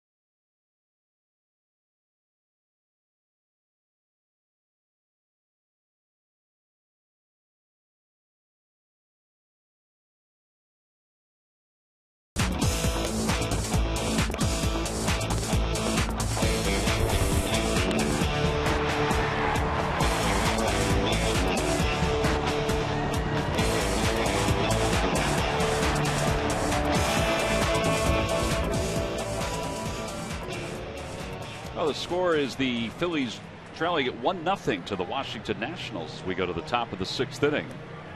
Nationals 1 run on 2 hits. The Phillies no runs on 3 hits. On Friday, August 22nd, the Phillies will take on the St. Louis Cardinals. It's the start of a 3-game series, 2 night games, and then the day game at 1:35. It's a ShopRite back-to-school gym bag, free to fans 14 and under.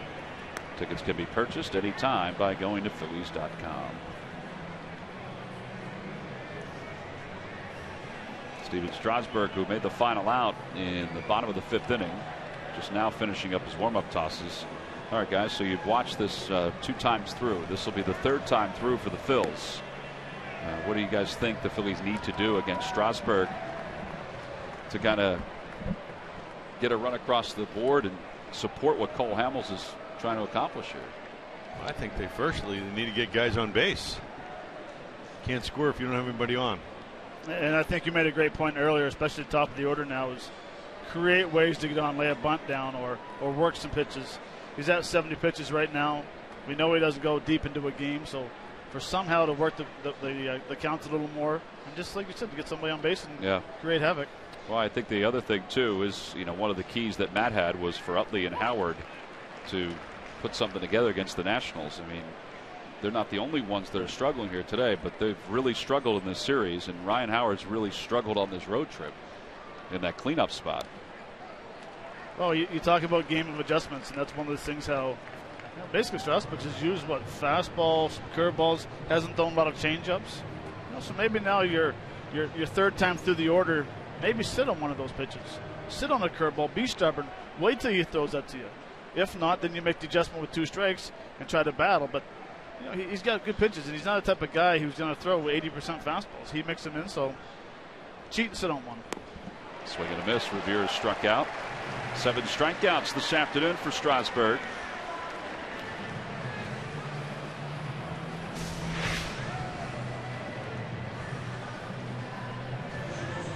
And here's an at bat where Ben did not see a fastball at all. A fastball, changeup, and a curveball. The first curveball may have been a strike. The changeup was not a strike, and that was a backdoor curveball there that was probably too tough to take because it was borderline. And all of a sudden you see a little different result than what Ben's been able to give here because he isn't seeing the fastball. Yeah, those pitches the last few days, they're kind of catching up to him. They're realizing they can't just throw a fastball by him or to him. There's Rollins, takes a curve for a strike. It's 0-1. He's 1 for 2.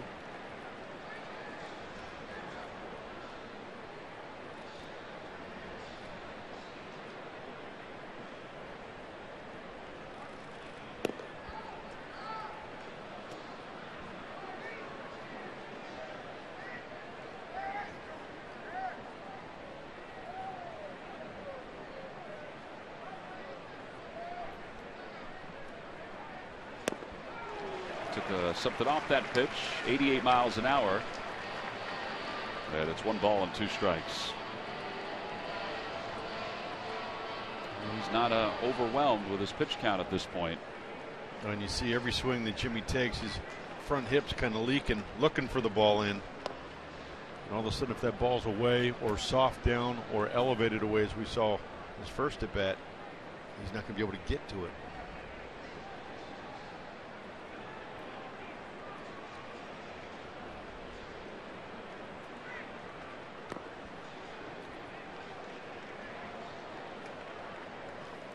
Ryan Howard up after Chase Utley. 0 for his last 12.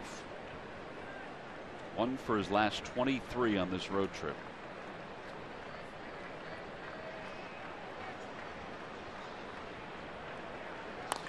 That one is pulled. Diving stop on one hop by Cabrera. What a play. And Rollins is out at first. He doesn't think so. He looks back at Juan Samuel. Ryan Sandberg is now coming up the steps. Rollins thought he had beaten it.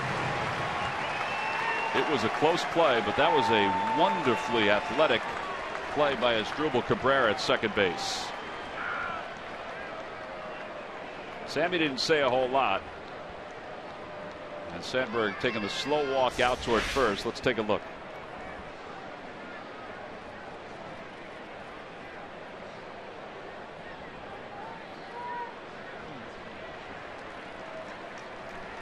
Looked like he was out by a half step.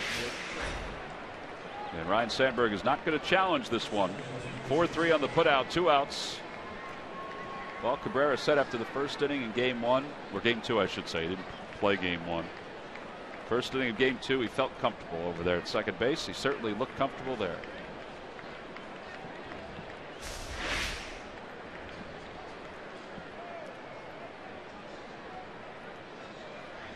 Close, wasn't it? It was really close, but the ball looks like it's in the glove. And it was a split second. So now Utley's the batter. And he swings at the first pitch. It's 0-1.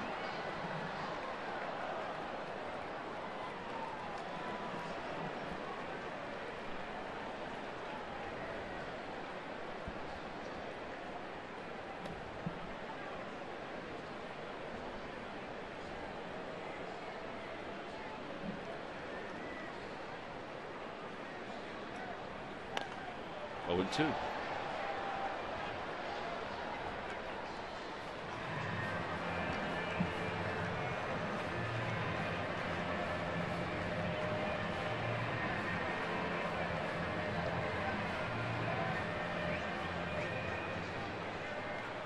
tell you, from our viewpoint right now, you have a tremendous opportunity to watch hitters and their approaches and things that are going good and things that are going bad. Are there things that you thought you saw at other ballparks that really are spotlighted here? Yeah, and I think with a lot of places, like, I find that Chase Utley right now, his front shoulder flares out a little too quick, so it means he's getting heavy on his front foot. His timing's off.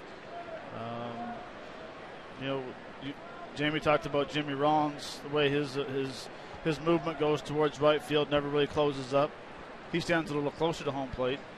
Well, they struck out on a breaking ball. 8 strikeouts now for Strasburg. Well, he's dialed in here this afternoon, and his defense certainly helped him here in the 6th inning. Second baseman Asdrubal Cabrera made a fantastic play to make this a 1-2-3 inning. Oh, boy.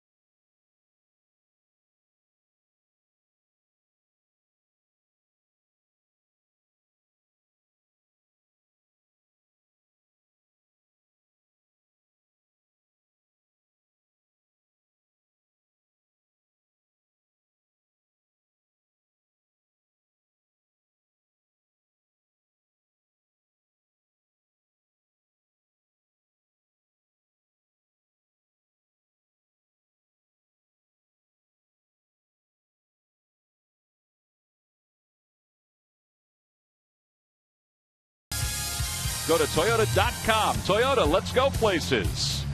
By McDonald's. I'm loving it. And by the Pennsylvania Lottery, serving older Pennsylvanians every day. Also by Budweiser.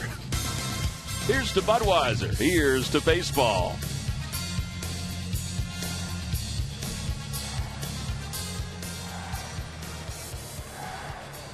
We go to the bottom of the 6th inning. And the top of the order is due up for the Nationals. Denard Span is 1 for 2. And he fouls the first pitch off.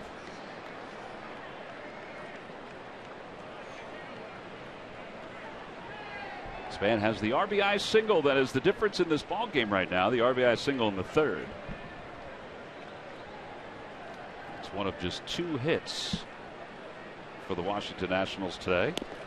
On the outside corner, 0-2. Nationals lead is at 2.5 games over the Atlanta Braves. It hasn't been often that they've had this kind of a lead in the National League East, but the Braves are 6-10 in the second half, and they've lost 5 straight.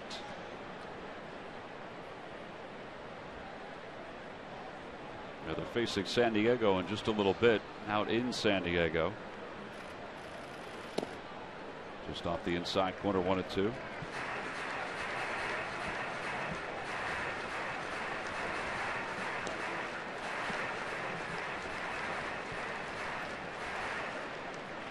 One ball, 2 strikes.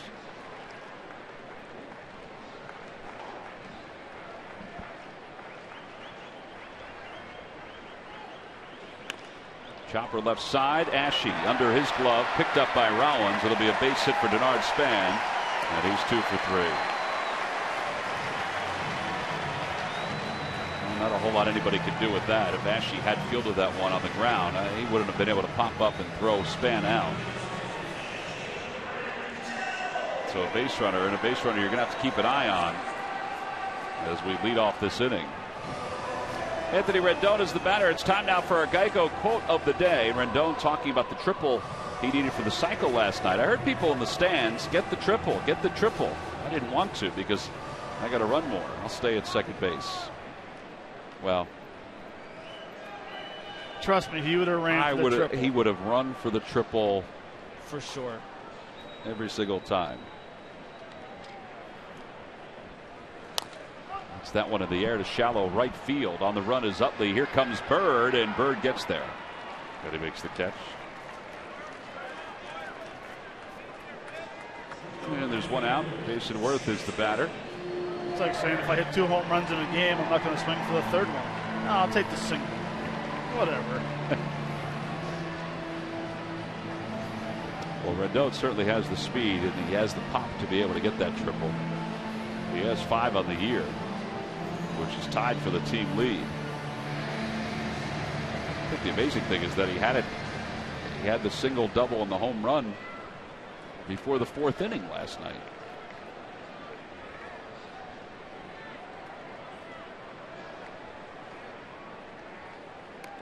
Didn't hard-hitting Mark Whitten hit for the cycle, as in a solo home run, a 2-run home run, a 3-run home run, and a grand slam in the same game? I do believe that he did do that.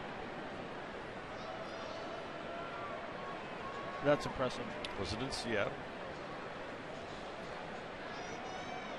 We can find that one out. Another throw over. Did you give up any of those hits there, Jamie? No, we might have been teammates. Oh, well, he was with the Mariners. I'm trying to recall that.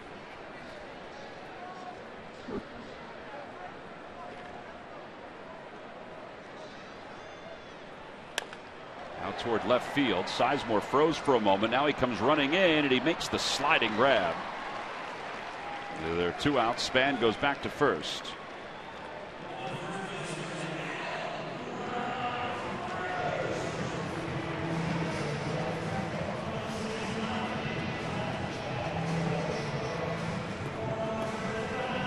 He had 4 home runs in the game with the Cardinals. That was against the Cincinnati Reds. He had 12 runs batted in that game.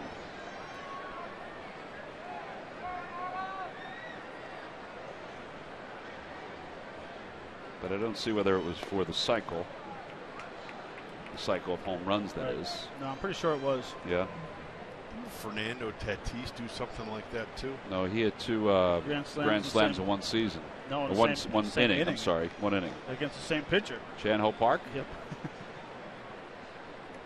Span goes. Pitch is hit foul by LaRoche. It's 1 ball and 1 strike.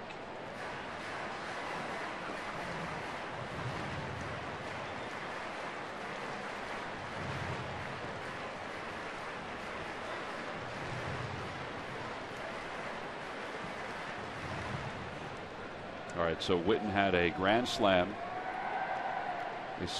a 2 3-run home runs, and a 2-run home run. That's a month for some guys. Yeah, but it wasn't the home run cycle. No, it was not.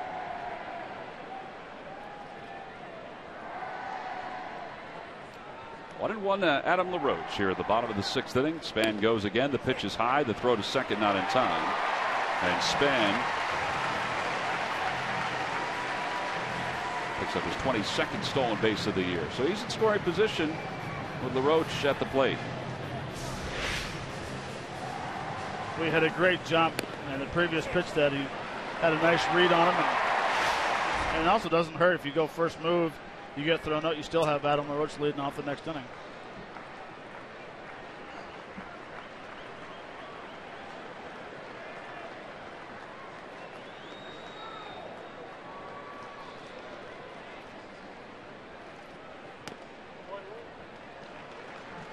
Three balls, 1 strike.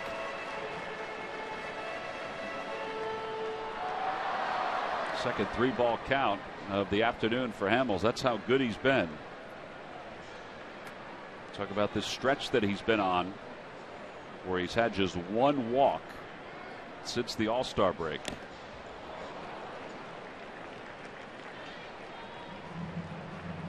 One walk in 28 2/3 innings since the All-Star break.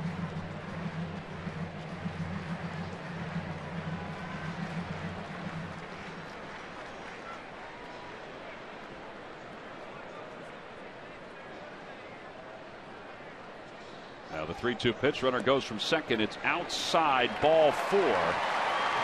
Span will be at third. It'll be the first walk of the day for Hamels. Now that puts runners on first and third for Ian Desmond. Monday night at 6:30 and 11. Take a look back at Charlie Manuel's most memorable moments as the Phillies manager. Plus, hear from former players on why he's deserving of his place in the Phillies Wall of Fame. Don't miss Phillies Clubhouse, presented by Mercedes-Benz on Comcast Sportsnet.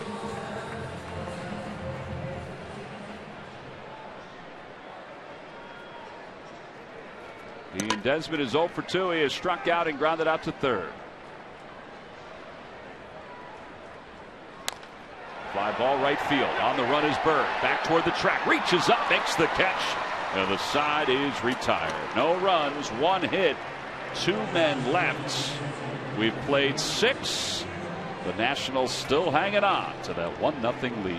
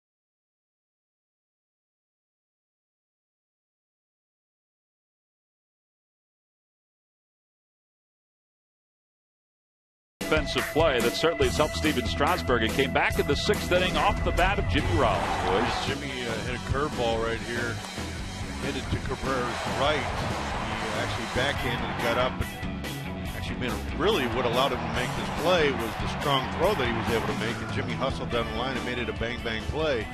And that is our Hyundai defensive play of the game. We look at our local Honda dealers game summary. Cody Ashe has 2 of the 3 hits for the Phils. Cole Hamels been very good today. He's allowed an unearned run. Denard Span has driven in that unearned run, but Steven Strasburg's been just a little bit better. 8 strikeouts over 6. And we'll begin the 7th with Ryan Howard, Marlon Byrd, and Grady Sizemore. And Howard lifts one in the air to deep right center field. Span is back. He has room and makes the catch.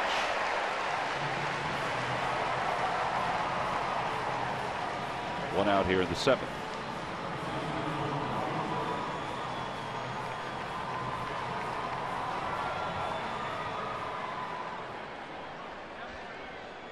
Well, Ryan Howard went looking for a certain pitch, and he got it, and he just missed it.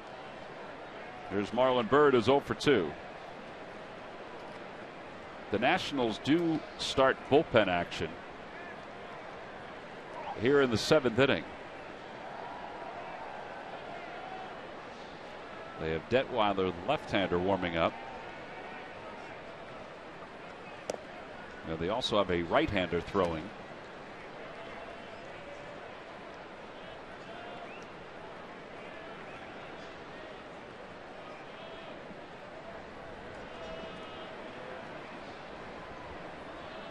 One ball, no strikes to Bird. Inside, 2-0. It is Drew Storen that's throwing in the bullpen, the right-hander. There he is. Didn't realize it was him. He's got his socks high. 3-0 to Marlon Byrd.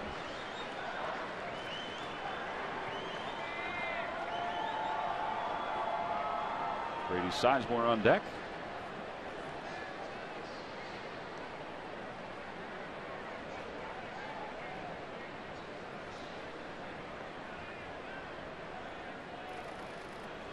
And ball 4. Byrd walks on 4 pitches. First walk of the day. Next Monday, when the Phillies take on the New York Mets at Citizens Bank Park, all fans will receive the Citizens Bank Pride of the Phillies print featuring Jimmy Rollins. On the day, became the Phillies' all-time hits leader. For tickets for all 4 games in that series, head on over to Phillies.com and make your purchase.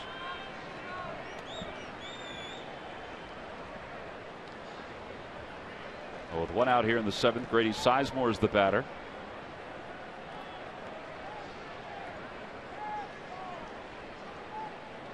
He's 0 for 2. He went around, according to Eric Cooper. It's 0-1.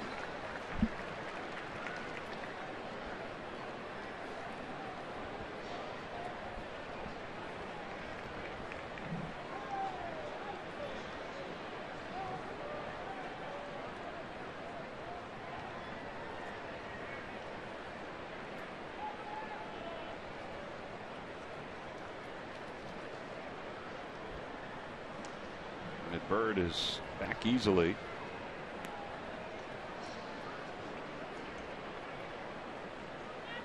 Byrd has stolen only 1 base this year. I don't know if they would put him in motion here with 1 man down.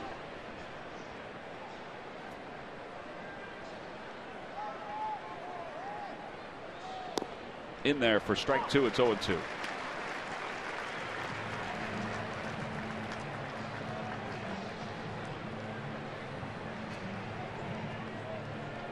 Tell you what, when he's had to make pitches today, he's made them.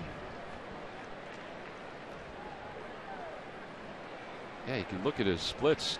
28 balls, 62 strikes. You know that he's been around the zone. Outside, just a little wide, 1-2. He's had 3 3-ball counts. These guys have utilized their pitches very, very well today. Both have been around the plate. Both have been very aggressive. Both have forced contact. And it's, again, you're watching these 2 guys pitch. It's a pleasure just to sit back and watch a game being pitched like this. Swing and a miss. Sizemore struck out 3 times here today. And that's 9 strikeouts for Steven Strasburg.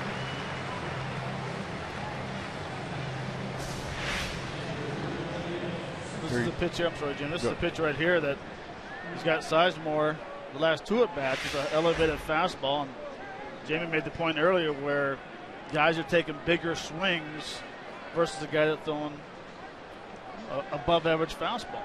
Just back off the swing a little bit and allow him to supply the power. And like Jamie said, to do the bat speed. Less is more with the guy that throws hard.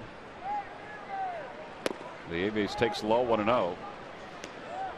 Even Ryan Howard's swing, the one he hit out toward right center field, that was a nice easy swing. He did not, and he's overswung a lot recently, but that was a nice easy swing.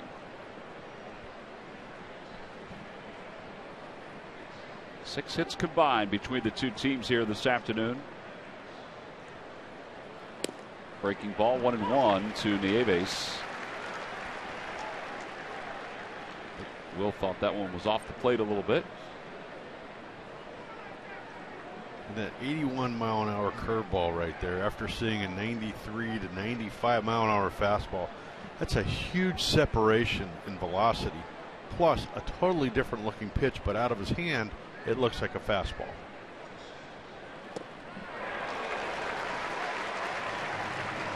And if you hesitate 1/10 of a second, millionth of a second, Matt, it's too late. Well, that had some great movement, great location. The gentleman behind the plate liked the pitch too. He pointed with both fingers. He liked it. Bird goes, pitches in the dirt, and Marlin will steal second without a throw. He took off before Strasburg even got into his motion. Second stolen base of the year for Marlin. You know, to me, with a guy with a curveball like this, I'm not a hitter, but just from watching, you got to determine, all right, when does he like to throw it for strikes and when does he not throw it for strikes? And I'm going to just take the chance at that time when I think he's not going to throw it for a strike. I'm going to take it. Maybe he's trying to get me to chase it, which can maybe, if I take it and it's a ball, I get back into the count and get a fastball. Like that. But then he locates that fastball and it's got run to it. You know, I mean, this isn't an easy at bat for anybody today on either team. And this is why I'm saying I'm enjoying watching the game. If you enjoy pitching and the art of pitching, I'm sure you're sitting at home with a smile on your face going, wow, this is a well-pitched game. Yeah, where this guy next to us would like to have a little more pop in this game here, Jamie. You know, I don't like seeing 15 scoreless innings. A lot of scoreless innings for the Phillies. Well, you mix it in every now and then. 2 balls and 2 strikes to Nieves. Fouls it back. It remains 2-2. Unfortunately, this has been a big problem with the 2014 Phils, is that they've gone through droughts like this. Now today, they're facing a very good pitcher. Last night, Jordan Zimmerman, a very good pitcher. You know, don't get me wrong, I'm not rooting against the Phillies, but to me, you have to respect when you see a good game. I don't care if it's hitting, I don't care if it's pitching, I don't care if it's defense. You have to respect that because it's difficult to do.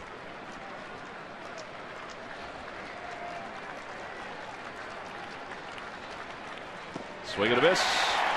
Nieves is struck out. 10 strikeouts for Strasburg. He may be done for the day.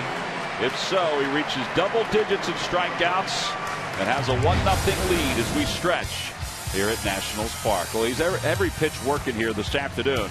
He had a battle going with Will Nieves, but he wins the battle.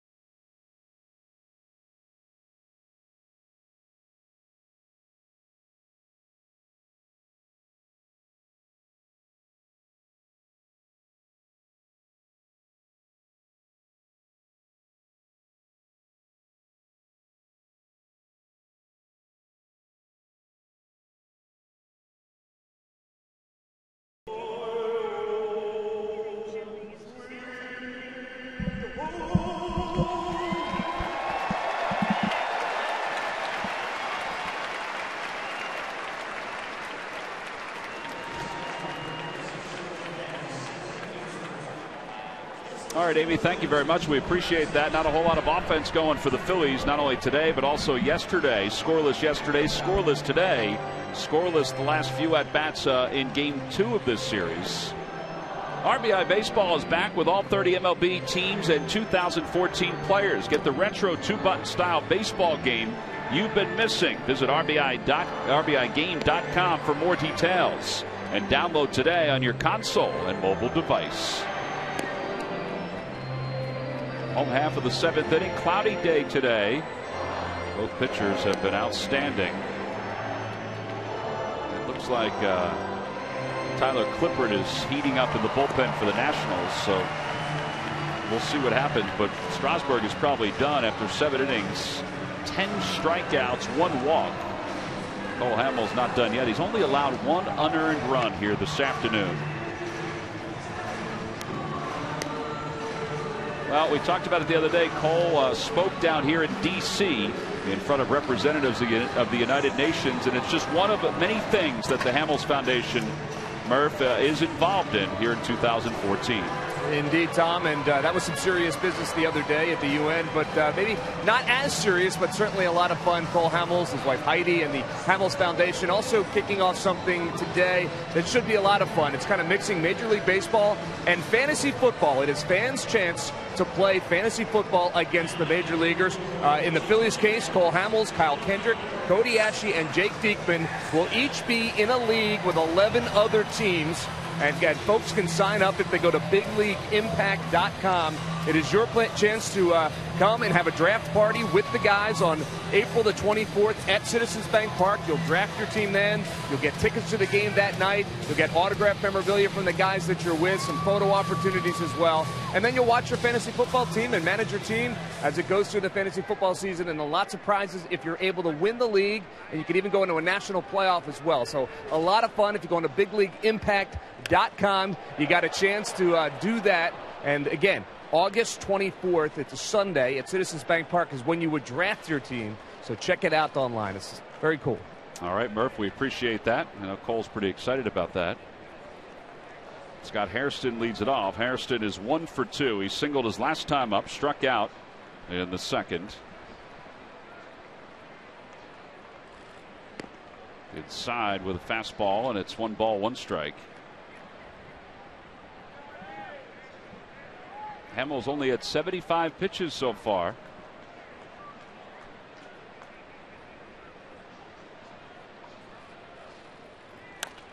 Fly ball center field. And Revere moves to his left, makes the catch, 1 out.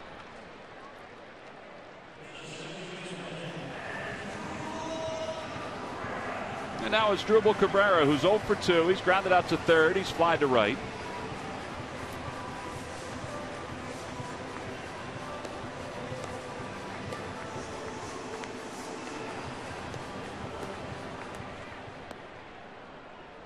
It'll be Cabrera, then Lobatone, who's on deck, then the pitcher's spot. Swing and a miss. 90-mile-an-hour fastball. It's 0-1.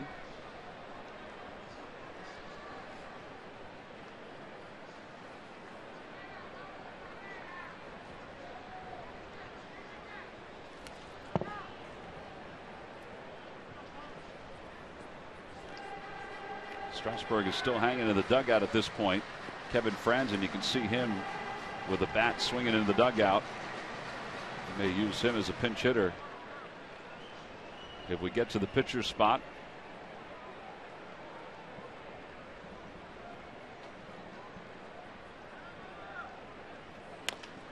Chopper toward third, a foul ball, and it remains 0-2.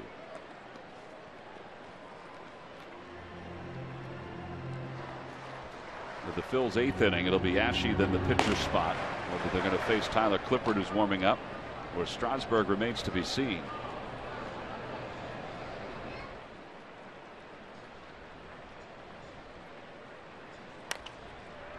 Fly ball, shallow right field. Utley on the run. Bird coming in, shielding his eyes from the sun. And he makes the two-handed grab for the second out. As promised earlier in the game, we have the AT&T fan photo of the game. This one comes from Kevin. A little family fun. Getting a chance to enjoy a ball game with a selfie at Citizens Bank Park. Tweet your photo to hashtag #PhillyFanPhoto for a chance to be shown in an upcoming game broadcast brought to you by AT&T. 80 pitches for Hamels, 60 strikes. Lobatone is 0 for 2, and he hits that one sharply toward the middle, a base hit. A 2-out single, and Franzen will indeed pinch hit for the Nationals.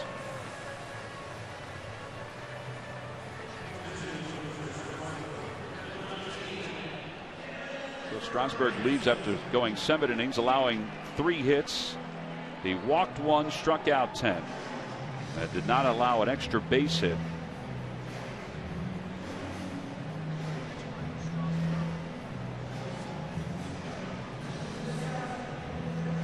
Franzen is 4 for 8 against Hamels during his career.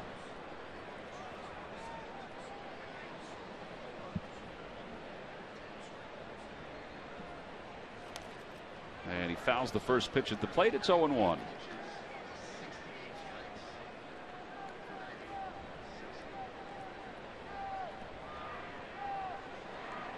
That ball got a piece of Will Nieves' hamstring, so the home plate umpire, Cooper, Kevin Franzen, both giving him some time before he settles back in.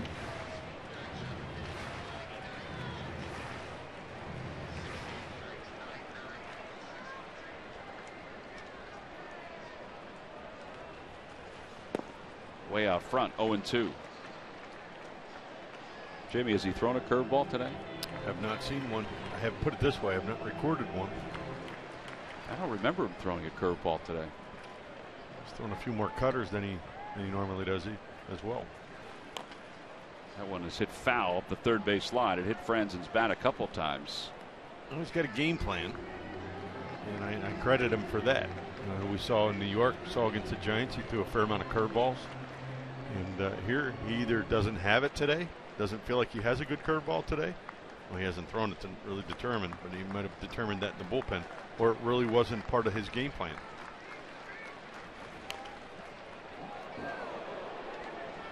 Every time the Phillies pitchers retire the opposition 1-2-3, Comcast will make a contribution to Phillies charities. Phillies baseball is brought to you by Xfinity, your home for the most live sports.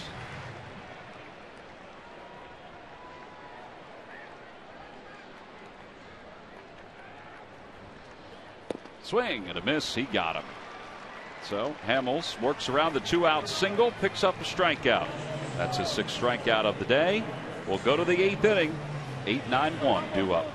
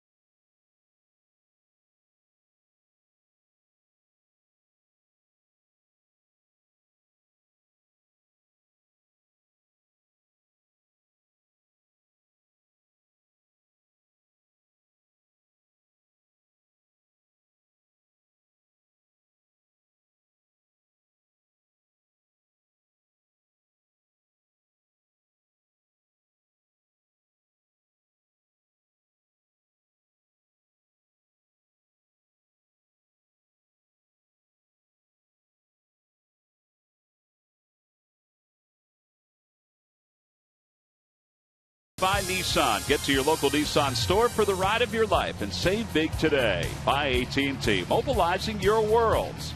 And by the Quality Plus Ford stores. Go further. Top of the 8th inning, 1-0 Nationals on top. It's been a heck of a ball game, pitchers duel wise. But Steven Strasburg is done after 7 innings, 99 pitches. He'll give way now to Tyler Clippard. 6-2 with a 1.76 earned run average. 59 strikeouts in 46 innings of work. And he will face Cody Ashe. Hamels is in the on-deck circle. And then the top of the Phillies order. Bryce Harper comes on to play left field. So Hairston's out of the game.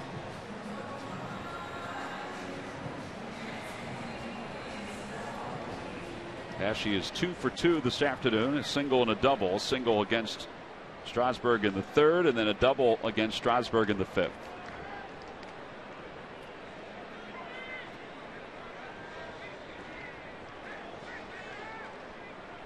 The first pitch from Clippard. He pulls it foul over the head of Juan Samuel, and it's 0-1. Clippard was on the All-Star team this year. Took over late. Jordan Zimmerman could not pitch because of the cramp that he had in Philadelphia. So Clippard was added to the roster a couple days later. And that one just missed Ashe, and it's 1 ball and 1 strike.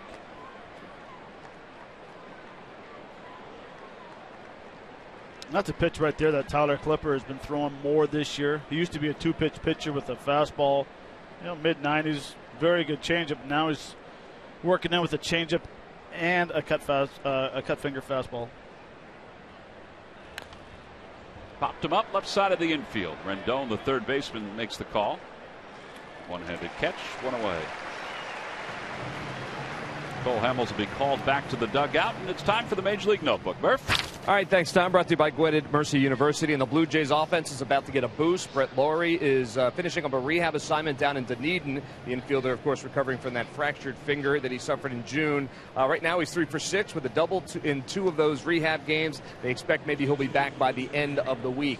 And did you catch what happened last night in Detroit, guys? Detroit and the Rockies playing in that game. The Tigers won that game 11-5. And for the first time in Tigers history, the Tigers scored in every one of their offensive innings. They scored 1 run in 6 of those innings and managed 2 and 3 in the other 2 innings. It had never happened before for the Detroit Tigers. Only the 5th time in the last 35 years that it's happened in Major League Baseball. The last team to do it were the Yankees back in 2006. Well, How about that? They said they didn't need much offense. That's why they went and got David Price instead of a bat. And I guess they were right. They didn't need a whole lot of offense. Now that's a game that Matt Stairs would enjoy. That is a game you call the phone book. Because every inning you're putting up a number. There's Cole Hamels. He's done after 7 innings today. Reed Brignac is pinch hitting in a 1-0 game. And Brignac is behind, no balls and 2 strikes. Well, how about these numbers for Strasburg against the Phillies this year? In 4 starts, he's got 4 earned runs in 25 2/3 innings, a 1.40 ERA, 35 strikeouts, and 4 walks. Some pretty good numbers. Very good numbers. Well, he was very good today. But it's only a 1-0 game here. The Phils, with 1 big swing, can tie it up. Trying to get a base runner here against Tyler Clippard. And in between last night's game with Zimmerman and today's game with Strasburg, 14 innings, no runs, 1 walk, 18 strikeouts. Part of the reason why the Phillies haven't scored in 19 innings. The last 3 innings on Friday night, the 9 innings yesterday, and now 7 innings here today.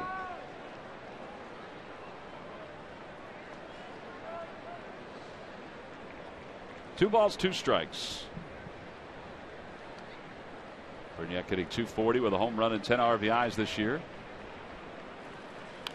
And he fouls it over the screen behind home plate. It remains 2-2.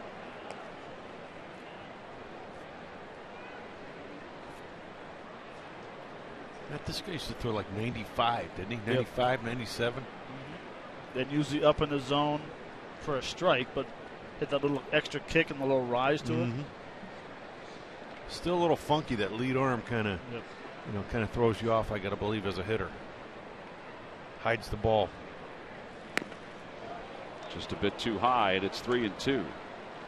Well, he's got at least 70 outings in each of the last 4 years, and he's on pace for that again here this season. I know when he first came up, boy, they used him like a dish rag. I mean, you seemed like it was every day he was in the game. 3-2 pitch to Brignac, swing and a miss. He got him through the changeup. That's the 11 strikeouts today for Nationals pitching, and now 2 outs for the top of the Phillies order.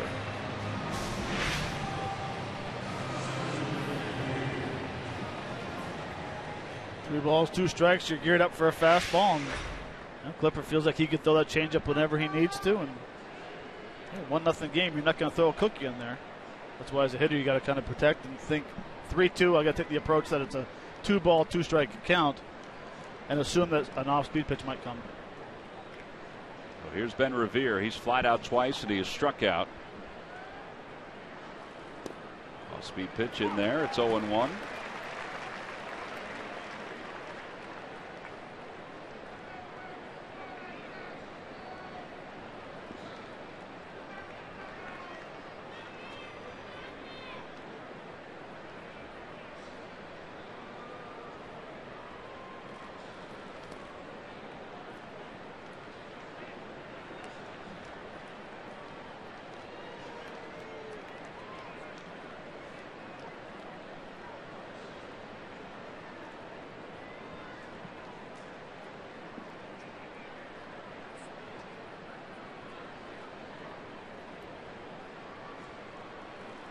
Fastball 1-2.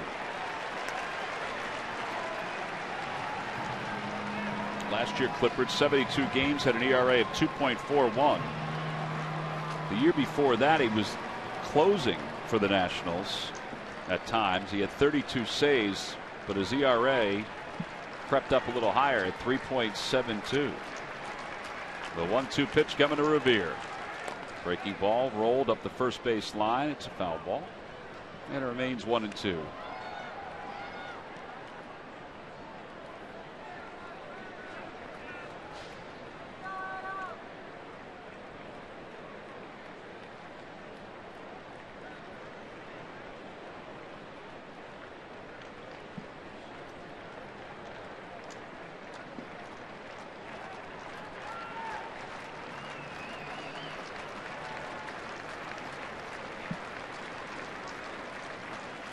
Swing and a miss. A 1-2-3 inning for Tyler Clippard. 12 strikeouts today for Nationals pitching. Kenny Giles is going to come in the bottom of the 8th inning, try to keep this at a 1-0 ball game and give the Phils one last chance in the 9th.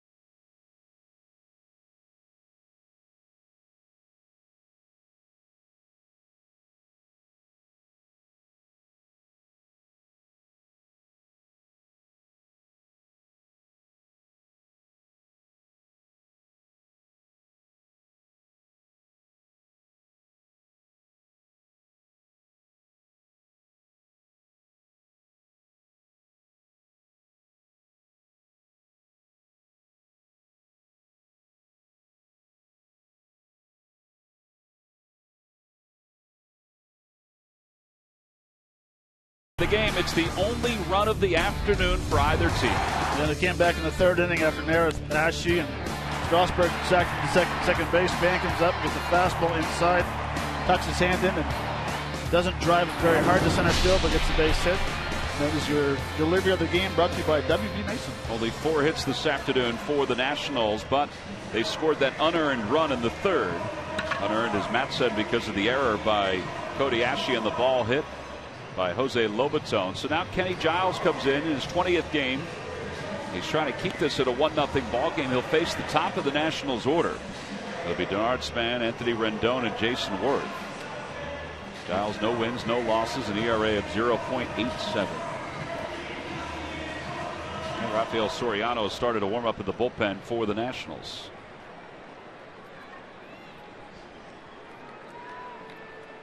Well, the Giles throws the ball pretty hard right here, but Matt, what do you think about a leadoff bunt here by Span? I think he might be at least thinking about it. I know Cody's going to be playing in, but everything he's touched in this series has turned to gold, hasn't it? Yeah, and I mean, he's been doing well getting on base as well with his on base percentage. 8 for 15 in this series. I don't know that he's that much of a bunter. But I will tell you from watching these 4 games, he's covering both sides of the plate quite well, and he has a very good eye at the plate. No balls, 1 strike. Ashe in on the grass at 3rd. 1-1. Well, the Nationals do lead the National League in bunt hits. And part of that, you would think, has to be Denard Span certain times.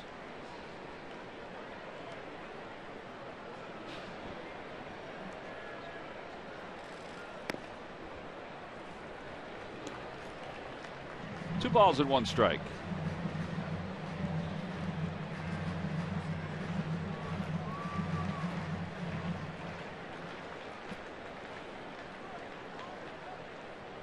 The outfield plays him the other way in center and left. They're in a few steps in left field. Outside with a fastball. It's 3-1.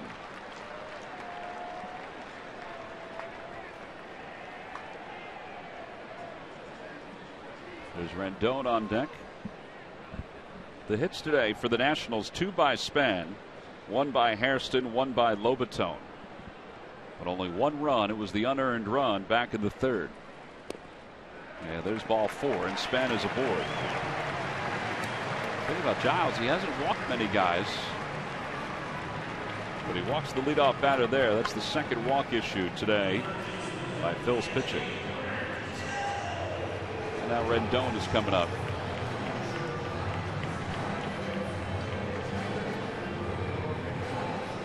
He's flied out 3 times. First time he flied out to the warning track in left center field, then to right field twice. I thought maybe in his previous at bat he'd be bunting with Span leading off the inning with a single, and he didn't. Popped out to right field. Span eventually stole second base and then went to third. There's a style of baseball that was once played in these close games. It was a lot of fundamental baseball, trying to hit behind runners, bunting guys over, stealing, double stealing, hitting and running. You don't see that much in today's game anymore. Just the game's passing me by a little bit. There's a line drive toward the gap in left center field. Sizemore on the run. He dives. He can't get it. It's going to go to the wall, and Span's going to go all the way home. It'll be an RBI double by Anthony Rendon. It's 2-0 Nationals.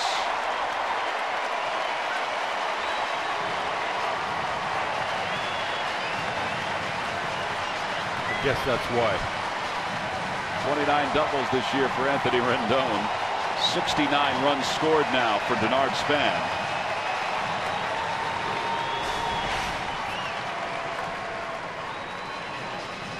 Good low fastball out over the plate. He's got the bat to the ball and hit it where Grady couldn't reach it. An RBI double, and it'll bring Jason Worth to the plate.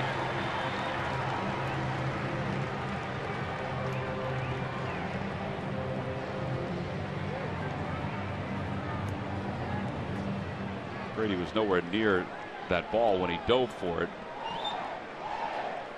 but it still would have scored Denard Span from first, and Rendon still would have been at second base. There's Jason Worth, who's 0 for 3. First pitch a strike. It's 0-1.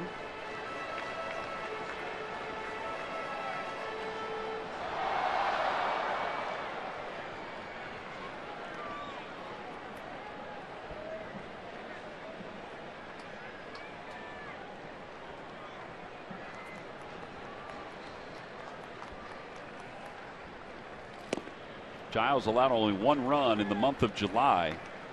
That was against the Giants on the 22nd of July. He had gone 4 scoreless innings before allowing the run here in the bottom of the 8th inning. 1 ball and 1 strike to Jason Worth. Down low, 2-1. To Major League Scoreboard, it's got final up in New York. The Giants shut out the Mets 9-0.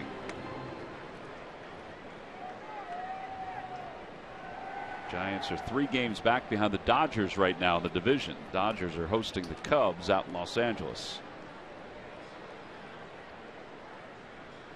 That one is hit foul down the right field line, slicing out of play. Nice catch by that gentleman.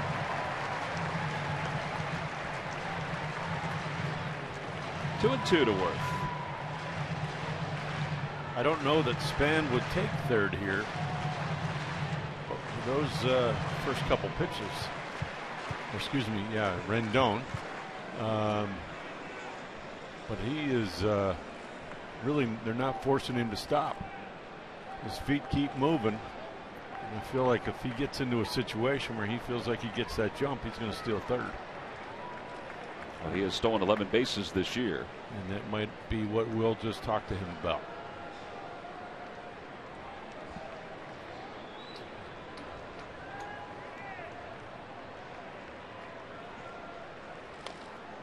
And Worth is able to stay alive by fouling that one off the glove of Nieves. It remains 2-2. Phillies will have Rollins, Utley, and Howard coming up in the top of the 9th inning. Rafael Soriano looks like he's warmed up in the bullpen for the Nationals, but Kenny Giles still trying to get through this 8th inning.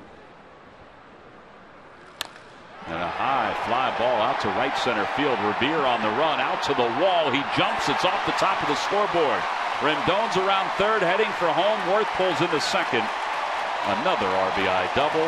Back-to-back RBI doubles. And it's 3-0 Washington.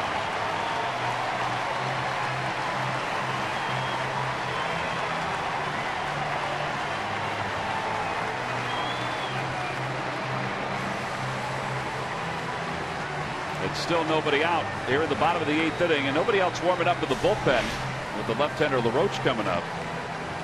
Fastball right down the heart of the plate. Jason's approach is to hit the ball to right center to get Rendon to third base, and good things happen for guys who play the game properly and drive the ball to right field. It's a double off the wall. Bob McClure out to the mound to talk to Giles. Giles has not allowed 2 runs in any other outing during his major league career. His brief major league career. He's allowed 2 though here in the 8th.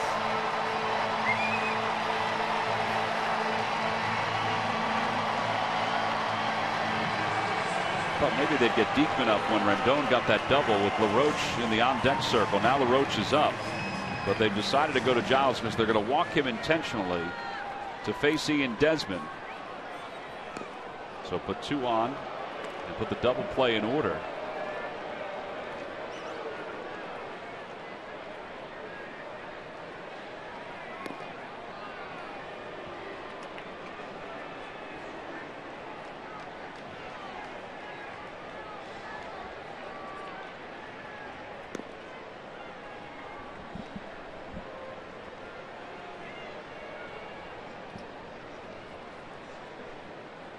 So LaRoche is intentionally walked. That'll put runners on first and second. And Desmond, who's 0 for 3 and 3 for 13 in the series, is coming up. The lefty Bryce Harper, who came on to play left field earlier in the game, is the on-deck batter. That's the pitcher spot. Now you would think they'd get a lefty up, just in case. Well, and especially when you have 4 left-handers in your bullpen. Right. Maybe I look at it different, but I think in a close game in the 8th inning, 7th inning, a left-hander is not facing a right-handed pitcher in the late innings. I would agree with you on that. Runners take their lead, not being held on. Desmond takes outside, 1 ball and no strikes.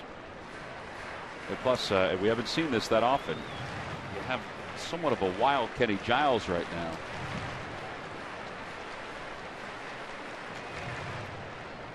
There's Diekman now starting to throw.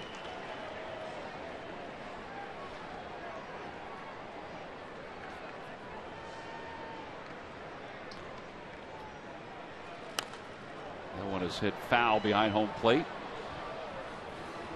To our right, 1 ball, 1 strike.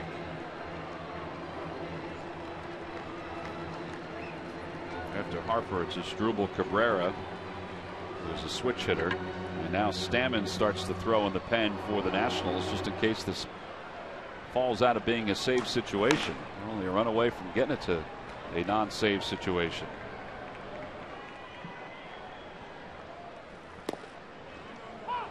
96 on the outside corner.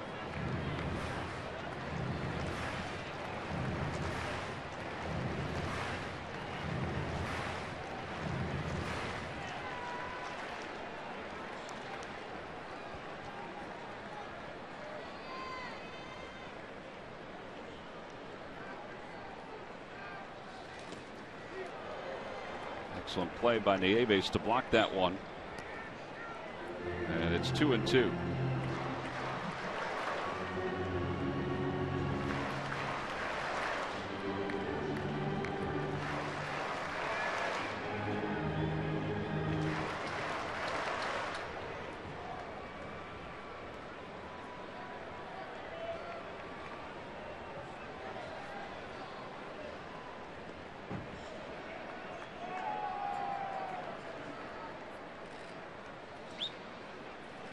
Swing and a miss. He got him. 96 on the high fastball. 1 out. Here in the 8th inning. And Harper is due up. Let's see what Ryan Sandberg decides to do.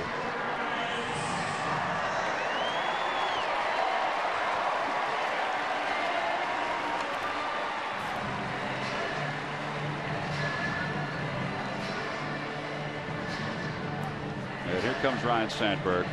So that's going to be it for Kenny Giles. It'll be the second trip to the mound. And they'll go to Diekman with runners on first and second and 1 out. So pitching change here at Nationals Park. Kenny Giles struggling somewhat with his command. He'll exit. Diekman will come in. It's 3-0 Washington. And we'll be back right after this.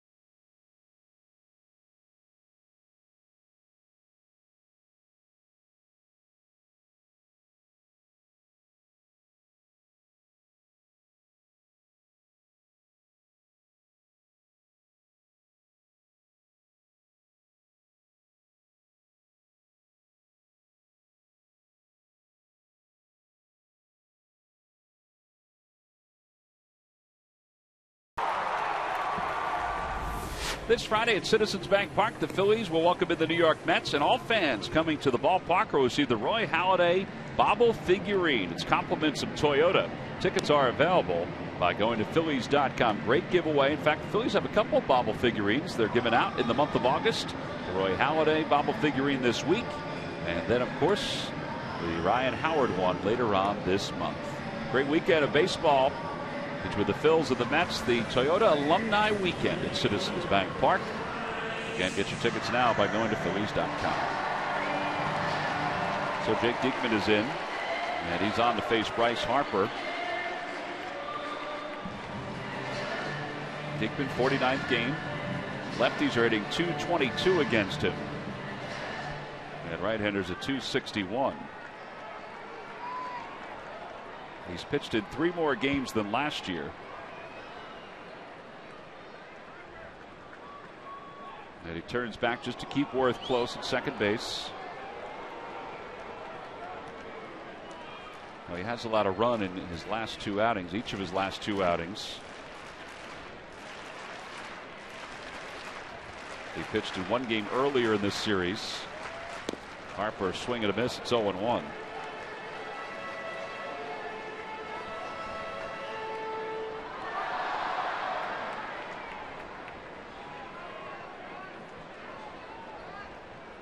Harper on the year is a .260 hitter with 3 home runs and 14 runs batted in.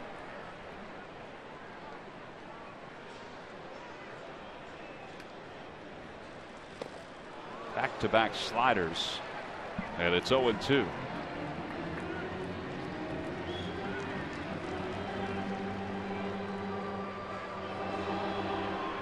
Let's see what Diekman and Nieves decide to throw here.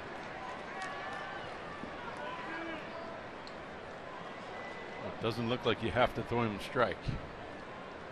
He looks a little anxious.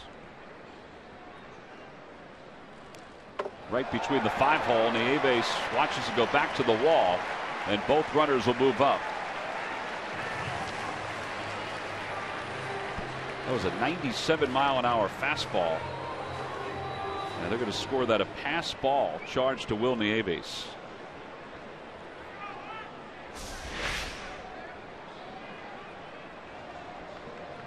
Ball looked like it was in the dirt, but it almost looked like he was anticipating it was going to be a slider. I was going to say, but he may have been crossed up. This conversation would lead you to believe that he was crossed up, wouldn't you think? I mean, especially when you're set up away and you think you're calling slider. So the way he went down to catch the ball, he thought it was going to be in the dirt. Well played umpire. Eric Cooper's coming out to break up this conversation. It seems like they're all on the same page now. But you've got runners at second and third with one out.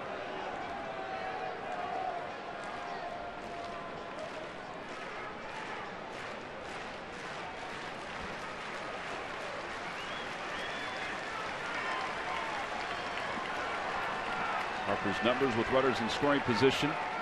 Phillies will play the infield in.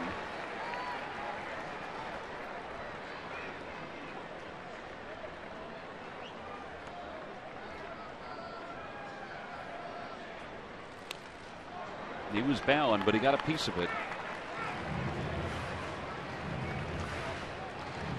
I really think if he was able to do a two-seamer that kind of ran in, I think he'd blow him up. Even though he's pulling off the ball, I think he'd offer at it because he's going to see it in. Can't be middle in, it's got to be in. Well, looks like they're going to work away. And he slices that one into the seats.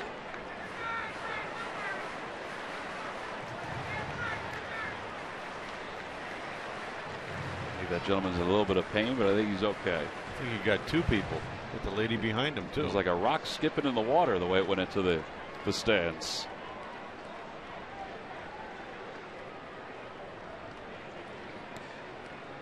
One-two pitch. Again, he fouls it off. 99 on that fastball.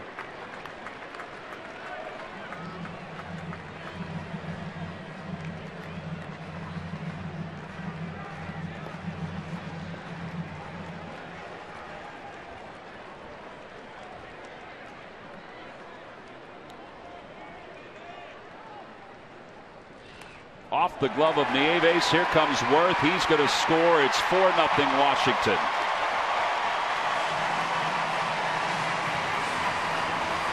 Well, these two pitches that have gotten past Nieves have just eaten him up. That's a wild pitch charged to Diekman.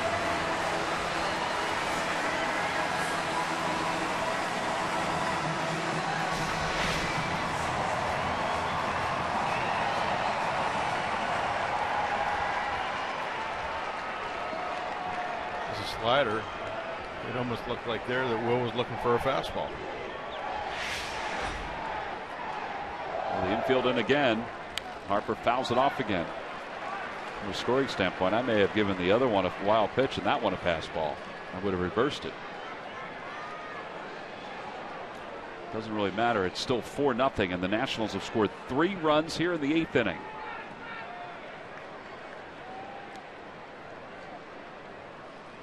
Swing and a miss. He got him. 2 outs. And as Drupal Cabrera is coming in, he's basically the same here in 2014, right-handed and left-handed. Not a huge difference. Against lefties, he's batting .244 with 26 strikeouts. Against righties, he's batting .246 with 54 strikeouts.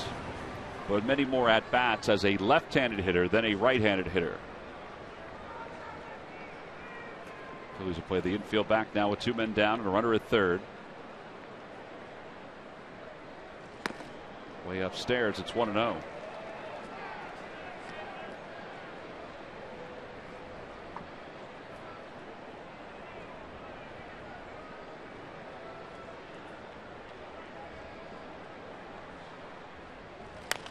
Down the right field line, out of play, 1-1.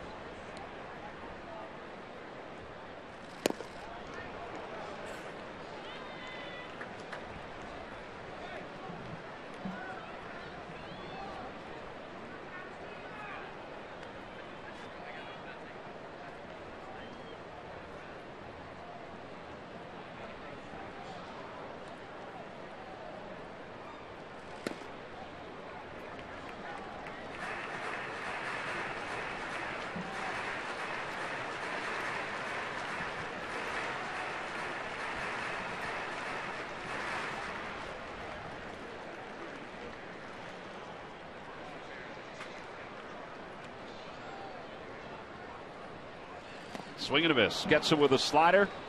And that'll do it for the 8th inning, but the damage is done. 3 runs cross the plate for the Nationals. We'll go to the 9th inning. It'll be Rollins, Utley, and Ryan Howard. Those are the hitters due up for the Phils.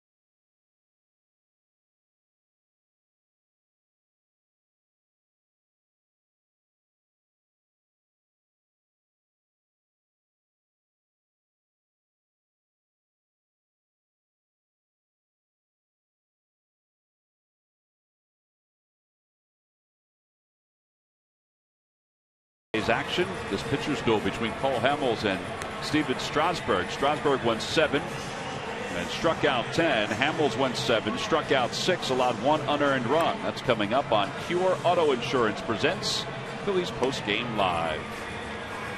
We go to the top of the 9th inning. The Nationals on top 4-0.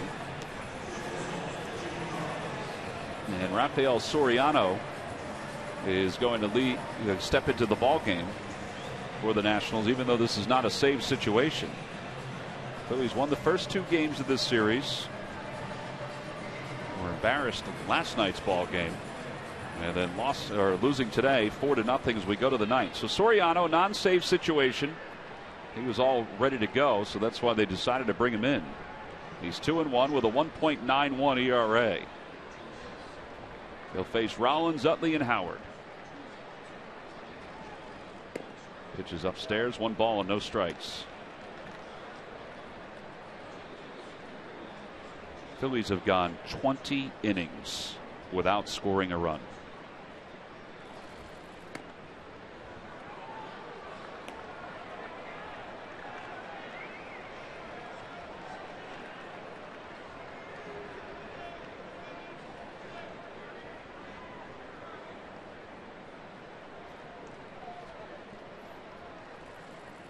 In there, 2-1.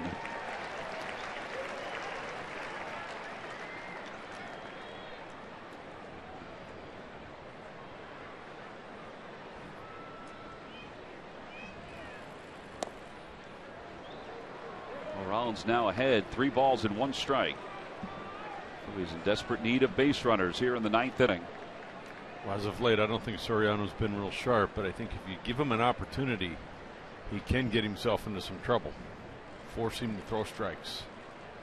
And Rollins pulls it right at LaRoche, 1 away. Got himself into a hitter's count. Didn't look like a bad pitch at all that he pulled, but he pulled it right at Adam LaRoche.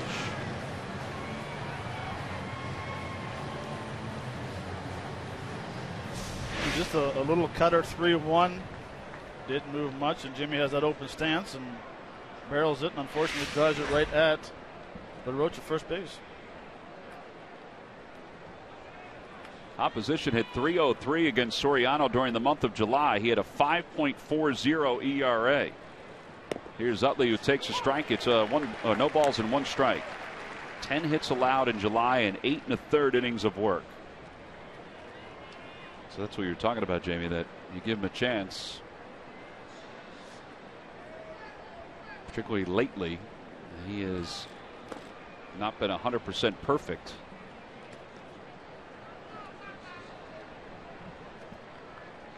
1 ball and 1 strike to Utley. Utley today has struck out twice. He's flied to center. He's 1 for 19 on this road trip.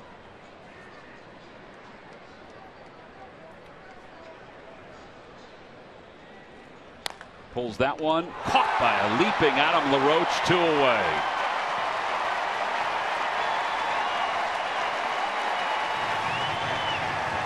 He is a superbly gifted defensive first baseman.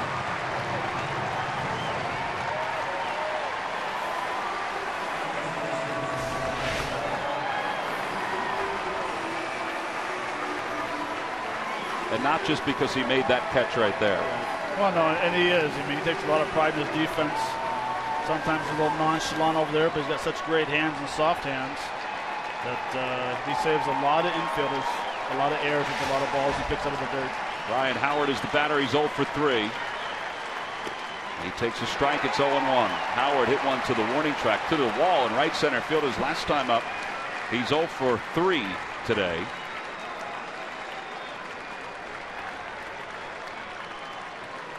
Here's the 0-1 pitch coming to Howard. Opposite way, it's 0-2.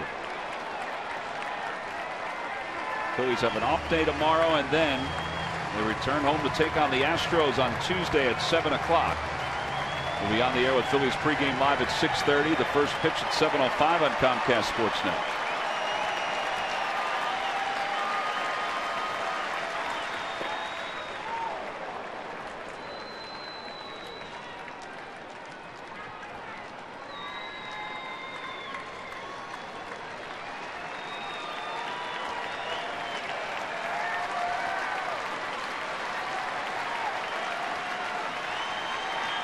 Now the 1-2 pitch. Low, ball 2, 2-2.